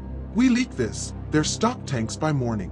That gets the attention of people even more powerful than Kane. And for good measure. He grinned, a feral, wolfish expression. "We send it to every major environmental and human rights group on the planet. They'll swarm TerraCorp like angry bees." He packaged the data, encrypted it, and began routing it through a dizzying array of servers in Iceland, Estonia, and Malaysia. He was making the data's origin untraceable, a digital ghost. Finally, after hours of preparation, it was ready. A single, complex command was queued up on his main screen. All it needed was a final keystroke. He swiveled in his chair to face Sarah.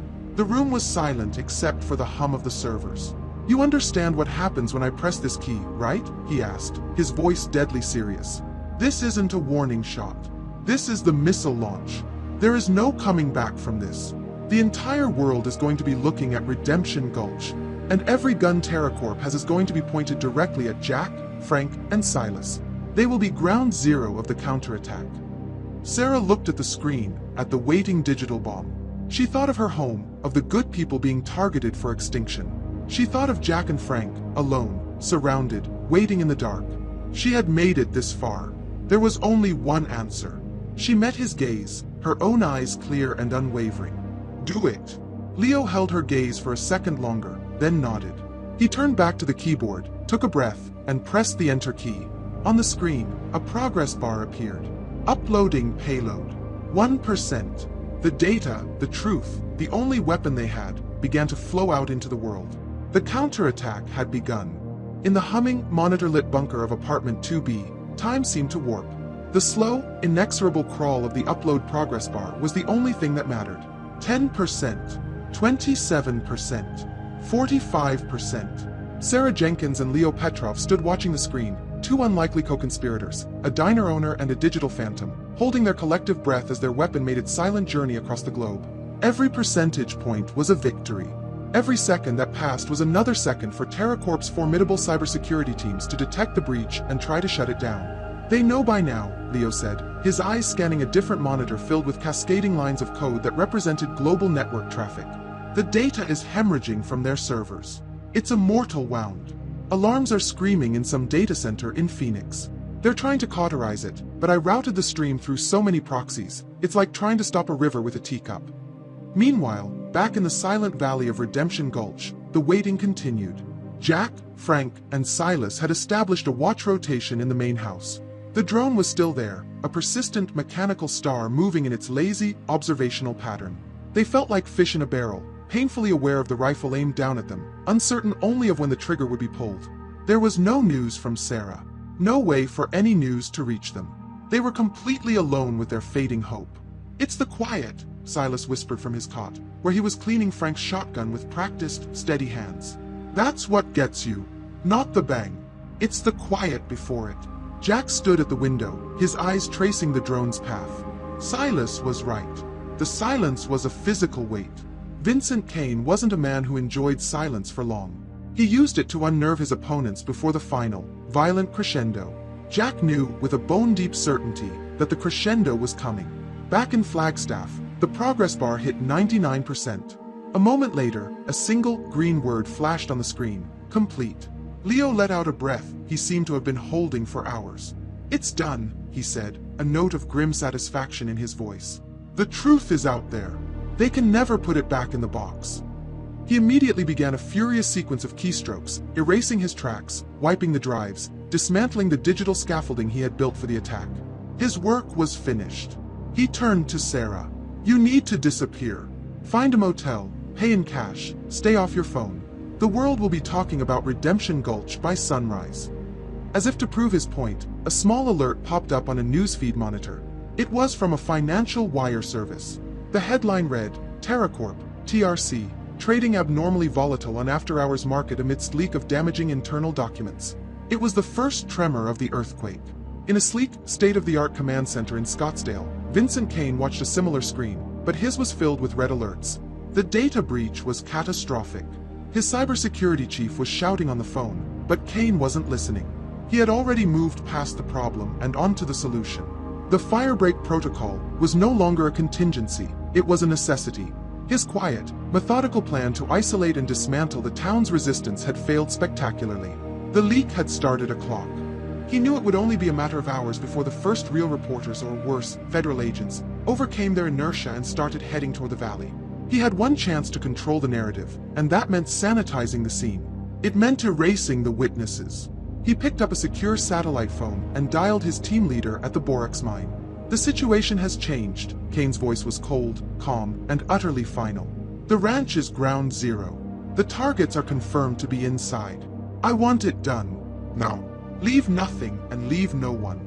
At Frank Miller's ranch, the low hum of the drone suddenly changed. It stopped its lazy circling and hovered directly over the main house. Jack! Frank yelled from the porch. Something's different. Jack ran to join him.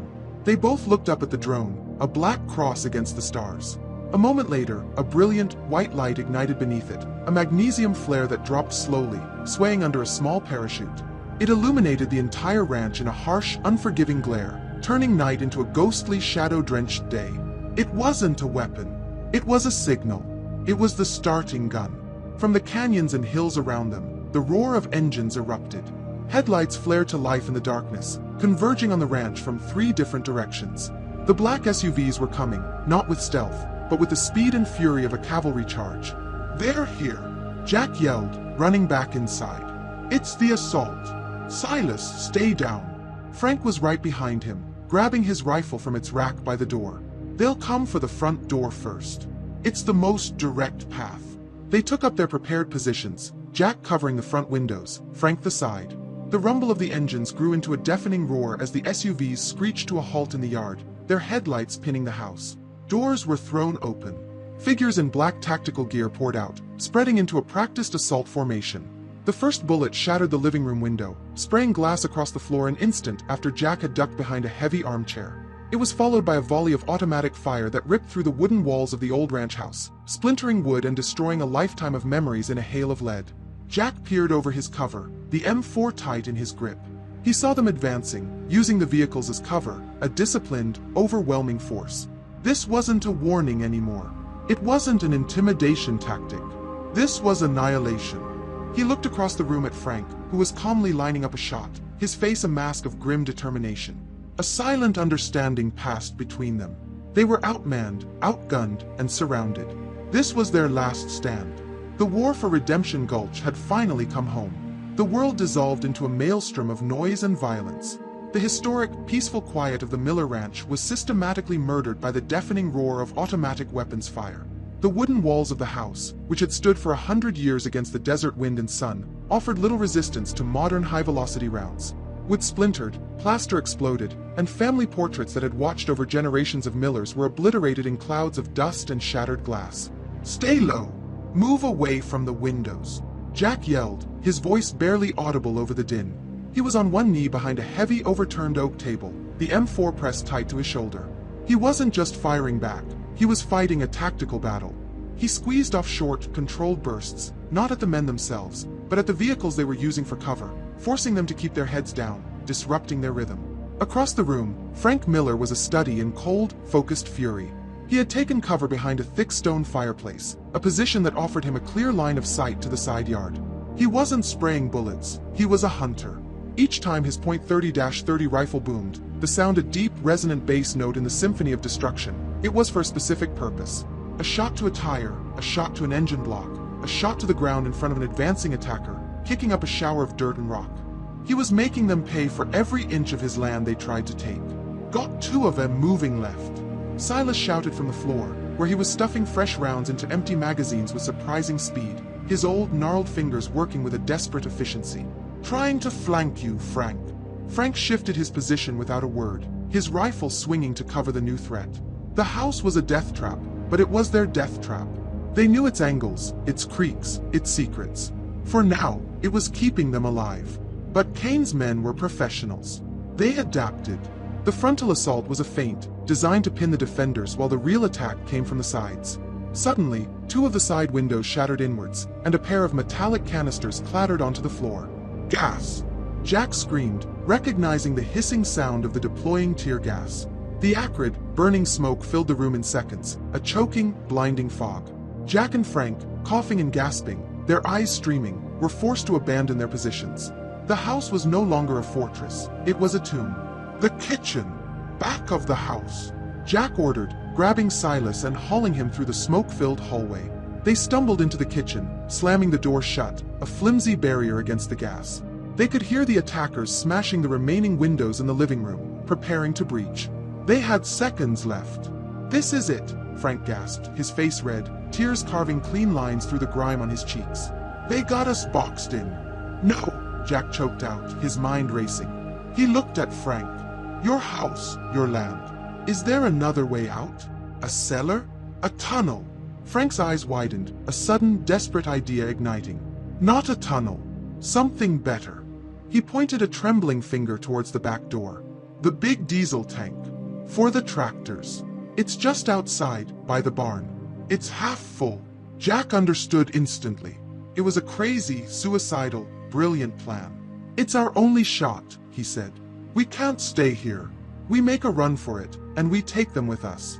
Silas, you go first. Get out the back, stay low, and crawl towards that irrigation ditch at the edge of the field. Don't stop for anything." "I'm not leaving you," the old man protested. "That's an order," Jack barked, his authority cutting through the panic. "Go, now." While Silas slipped out the back door into the relative safety of the darkness, Jack turned to Frank. "Can you do it?" "It's my ranch," Frank said, a grim, terrible smile on his face. "I'll be the one to light the match." They burst out of the kitchen door. Jack laid down a volley of covering fire towards the side of the house, forcing the breaching team to pause. Under the cover of Jack's fire, Frank sprinted to the massive, elevated diesel tank that stood between the house and the barn. He didn't hesitate. He raised his heavy rifle and fired a single powerful round into the base of the tank's main valve. Diesel fuel, thick and dark, began to gush out onto the dry ground, forming a rapidly growing pool. Frank then fired again, puncturing the side of the tank itself, creating a second, wider stream. He ran, kicking the flammable liquid with his boots, creating a glistening trail that snaked from the overflowing tank back towards the front of the house, towards the SUVs and the men who were now storming his home. "Jack, it's done. Go," Frank roared, turning to run towards the fields. Jack fired the last few rounds in his magazine, then threw the rifle over his shoulder and ran. He sprinted past the barn, past the point of no return, and dove into the irrigation ditch just as Frank tumbled in beside him. They looked back. The attackers, now inside the empty gas-filled house, were beginning to realize their mistake. Figures were emerging, shouting in confusion. The glistening trail of diesel fuel was invisible to them in the darkness. From his pocket, Frank pulled out a storm-proof match and a small, waterproof case. He struck the match. It flared to life, a tiny defiant star in the vast darkness. "For the Millers," he whispered. And he tossed it. The match arced through the air and landed in the diesel-soaked dirt. For a heartbeat, nothing happened. Then, a line of blue flame erupted, racing along the ground with a terrifying whoosh, a fiery serpent slithering back towards its source. The attackers saw it too late. They turned, their faces illuminated by the approaching flames, their expressions a mask of sudden, horrified understanding. The serpent of fire reached the massive pool of diesel at the base of the tank. The world erupted in a cataclysm of fire and thunder. The fuel tank exploded in a massive, rolling fireball that lit up the entire valley, a man-made sunrise in the middle of the night. The concussion wave hit them like a physical blow, even in the ditch. The blast engulfed the front of the ranch house, the black SUVs, and the entire assault team in its incandescent fury. Jack, Frank, and Silas huddled in the ditch, their faces lit by the roaring funeral pyre of Frank's home. They had survived. They had won. But as they looked upon the ruin they had created, they knew they were no longer defenders. They were homeless, weaponless fugitives, standing in the ashes of their last sanctuary, with a war that was far from over. The sound of the explosion was replaced by a deafening, ringing silence and the hungry roar of the fire. Huddled in the irrigation ditch, the three men watched the inferno consume a century of Miller family history. The night sky was lit a sickening, brilliant orange. Frank Miller's face, illuminated by the flames of his burning home, was a mask of profound, terrible loss. He wasn't looking at the fire. He was looking through it, at the ghosts of his parents, his grandparents, at a lifetime of memories turning to ash. He had saved his friends, but he had sacrificed his entire world to do it. Jack put a hand on the old rancher's shoulder. There were no words. What could a man say to that? The cost of their survival was written in 50-foot flames against the dark Arizona sky. "The fire will bring people," Jack said, his voice hoarse, his ears still ringing. "Fire department from the next county. Maybe even the state police. We can't be here when they arrive. Kane's story will paint us as the terrorists who did this." Frank didn't seem to hear him at first. Then slowly, he tore his gaze away from the blaze. The grief in his eyes was replaced by something harder, something forged in the fire itself. A cold, unyielding resolve. "He took my home," Frank said, his voice a low, gravelly whisper. "Now I'm gonna take his future." He looked at Jack, then at Silas. "The desert is my home now, and out here I make the rules." He was right. They were fugitives, but they were not helpless. They were in Frank's and Silas's world now.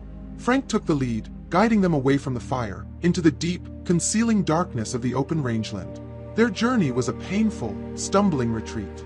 Silas was weak, his injuries making every step an ordeal, but he refused to slow them down, his grit a silent testament to the spirit of the land itself. They moved through the night, using the canyons and the deep shadows of the mesas as their cover, Frank's unerring sense of direction their only compass. While they disappeared into the wilderness, the fire they had lit was sending up a different kind of signal.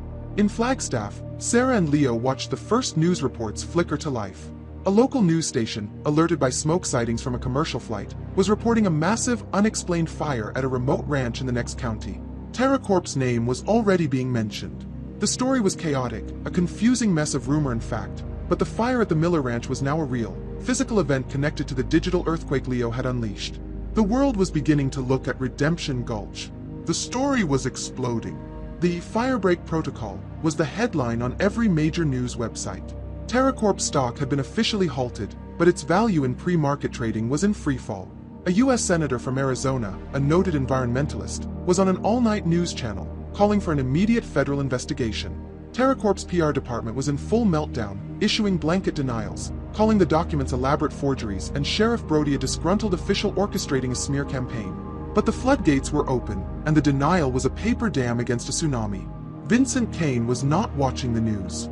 He stood on a ridge a few miles from the burning ranch, the orange glow reflecting in his cold, dead eyes. He was listening to the frantic reports from the few survivors of his assault team. The mission was a catastrophic failure. His targets had escaped, and his force was decimated. His corporate masters in Phoenix were screaming at him over his encrypted radio, demanding he contain the situation. Containment was no longer possible. All that was left was scorched earth. He knew Brody, Miller, and the old man were out there, somewhere in the darkness. They were on foot, wounded, and exhausted. They were still manageable, but not for long. "Get the helicopter in the air at first light," Kane commanded into his radio, his voice a blade of ice. "I want a full sweep of the valley. Thermal and optical. They are on foot. They cannot have gone far. Find them. And this time, there will be no mistakes." As the sun began to rise, Jack, Frank, and Silas found shelter in a place only Silas could have known, a small, hidden cave behind a waterfall of rock, the entrance almost completely obscured by overgrown desert brush. They were exhausted, dehydrated, and their hope was a flickering ember. From their high vantage point, they could see the whole valley spread out below them. In the distance, a thick column of black smoke still rose from the smoldering ruins of the ranch. It was a gravestone for a life that was gone forever. "We can't stay in this valley," Jack said, stating the obvious. "Kane will hunt us down block by block." "There's a way out," Silas said, his voice a weak rasp. He pointed a trembling finger towards the towering mountain range that formed the western wall of the valley. "The old prospector's trail. The Devil's Backbone.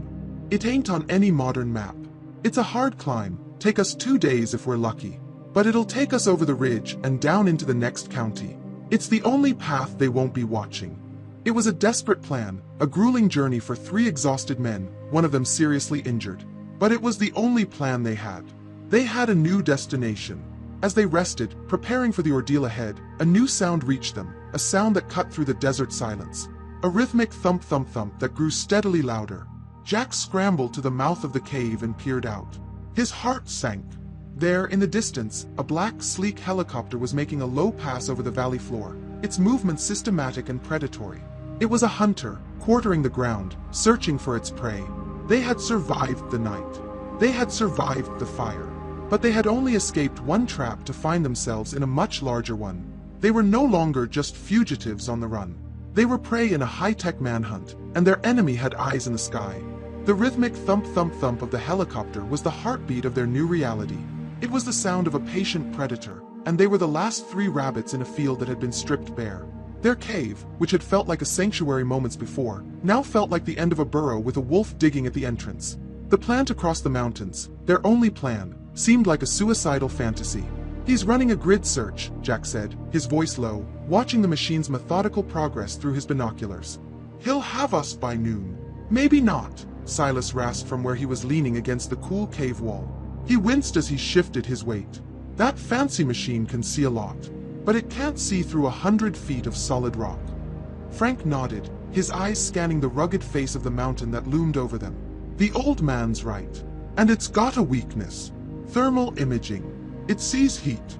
Right now, in the cool of the morning, our body heat stands out against the cold ground like a bonfire. But come midday, when that sun bakes these rocks, everything glows. It's harder to pick a man out from a hot boulder. It's not perfect, but it's a chance." A new, desperate strategy began to form. They would not outrun the helicopter, they would outweed it.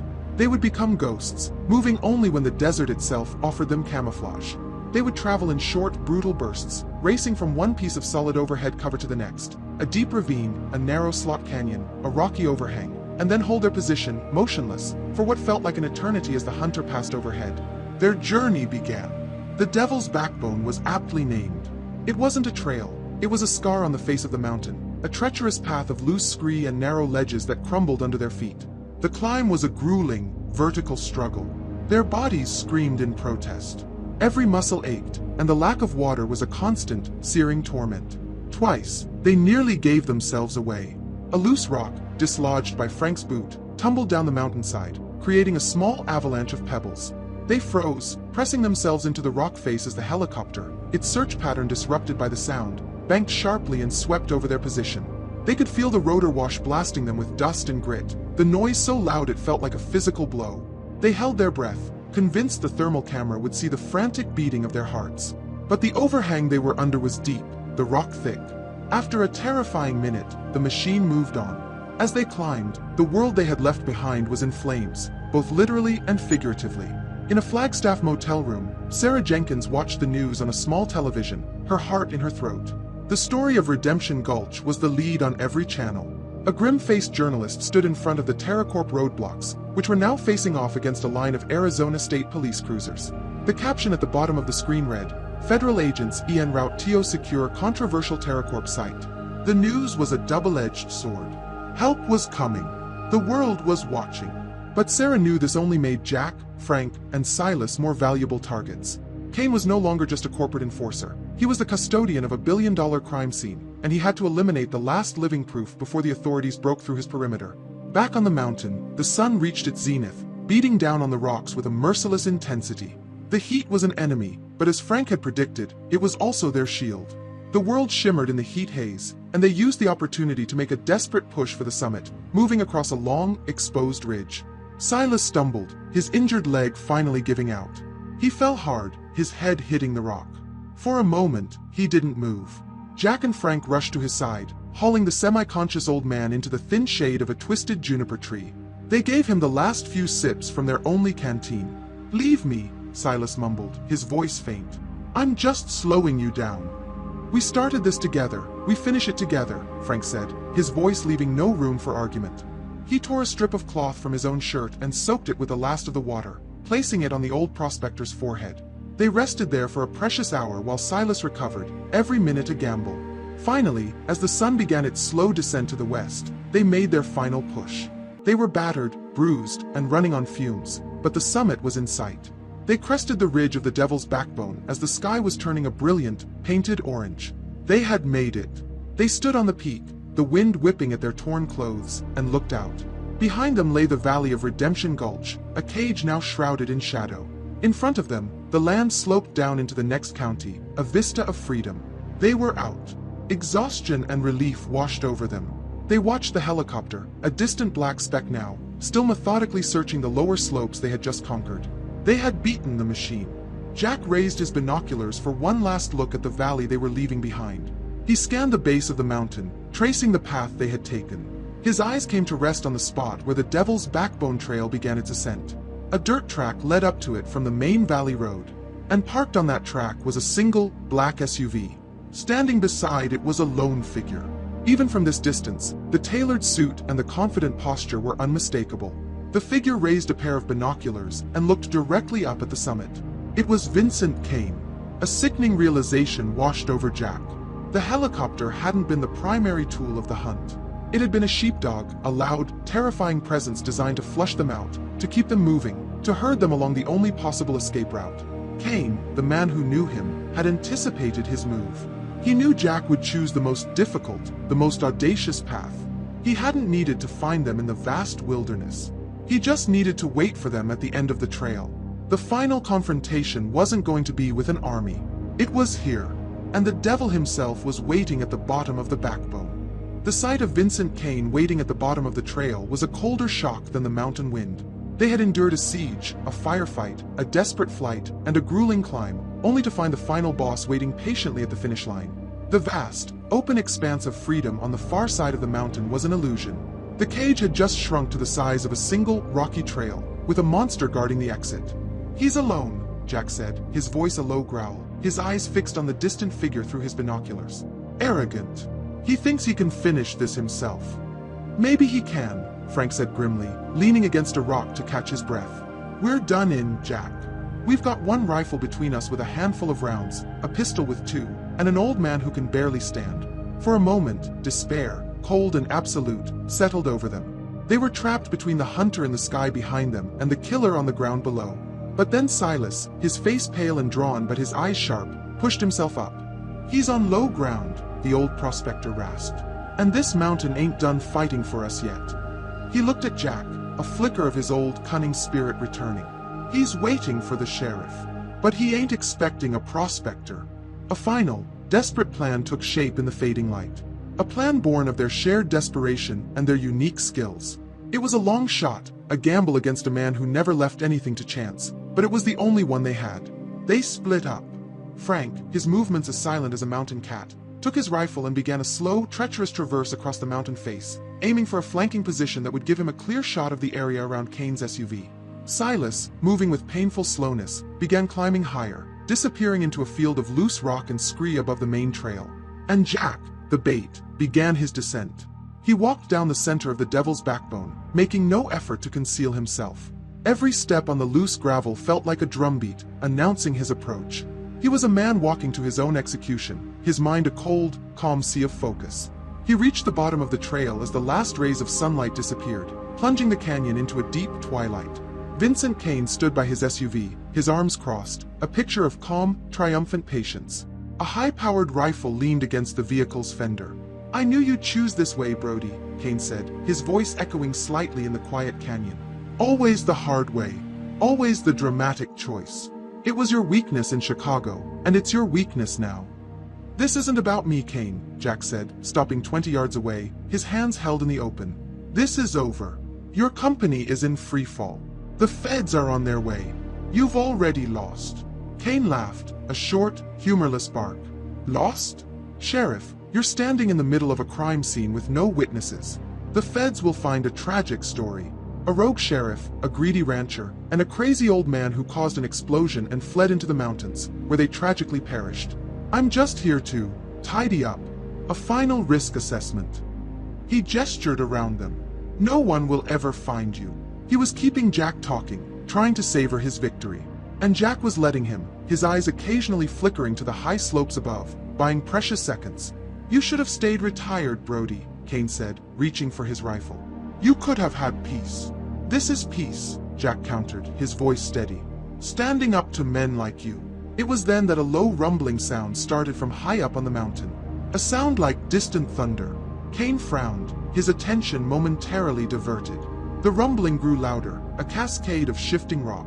Silas, using the last of his strength, had dislodged a key boulder, starting a small, controlled rock slide directly above them.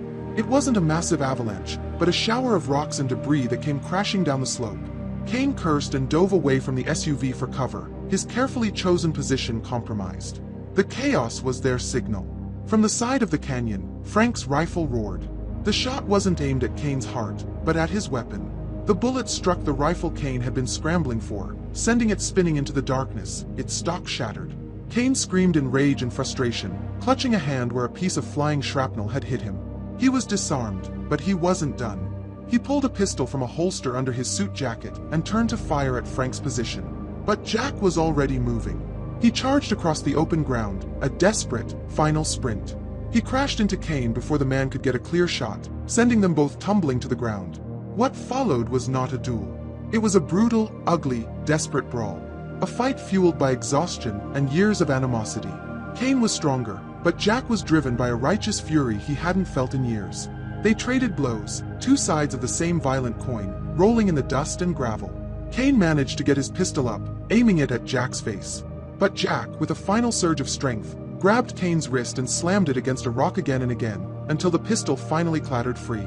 Jack ended it with a single decisive blow that left Kane dazed and gasping on the ground. He stood over his old nemesis, his chest heaving, every part of his body screaming in pain. He had won. He didn't kill him. He was a lawman. He picked up Kane's satellite phone from the SUV and, after a moment, found the right channel. "This is Sheriff Jack Brody of the Redemption Gulch Sheriff's Department," he said, his voice raspy and exhausted. "I am on the west slope of the McDowell Range. I have Vincent Kane of TerraCorp Global in custody. I require immediate assistance. And somebody tell Sarah Jenkins that she did good." The first light of dawn brought the sound of salvation. The thumping of helicopters, swarming the sky, but this time they were the official, welcome kind. State police and FBI tactical teams descended on the canyon, securing Kane and finding the three exhausted, battered men who had saved a town. Weeks later, the quiet had returned to Redemption Gulch. The story of the Redemption 3 had become national news, and then a modern legend. TerraCorp was buried under federal indictments and shareholder lawsuits, its stock worthless, its name a synonym for corporate evil. Sarah's diner was busier than ever, a pilgrimage site for reporters and well-wishers. Frank, with a whole town of volunteers, was already framing a new house where the old one had stood. And Silas, his leg in a cast, sat on his porch, his land and his water protected forever under a new state charter. Sheriff Jack Brody sat on the bench outside his office, cleaning his Colt, just as he had been when the story began. The setting sun painted the mesas in hues of orange and purple. The peace he had come here to find was finally real. It wasn't the empty peace of running away, but the earned peace of standing your ground. He had faced the ghosts of his past, not in the dark alleys of a city, but under the wide open sky of a small town that had become his home. The final warning had been answered, and in the ensuing silence, Jack Brody was finally redeemed.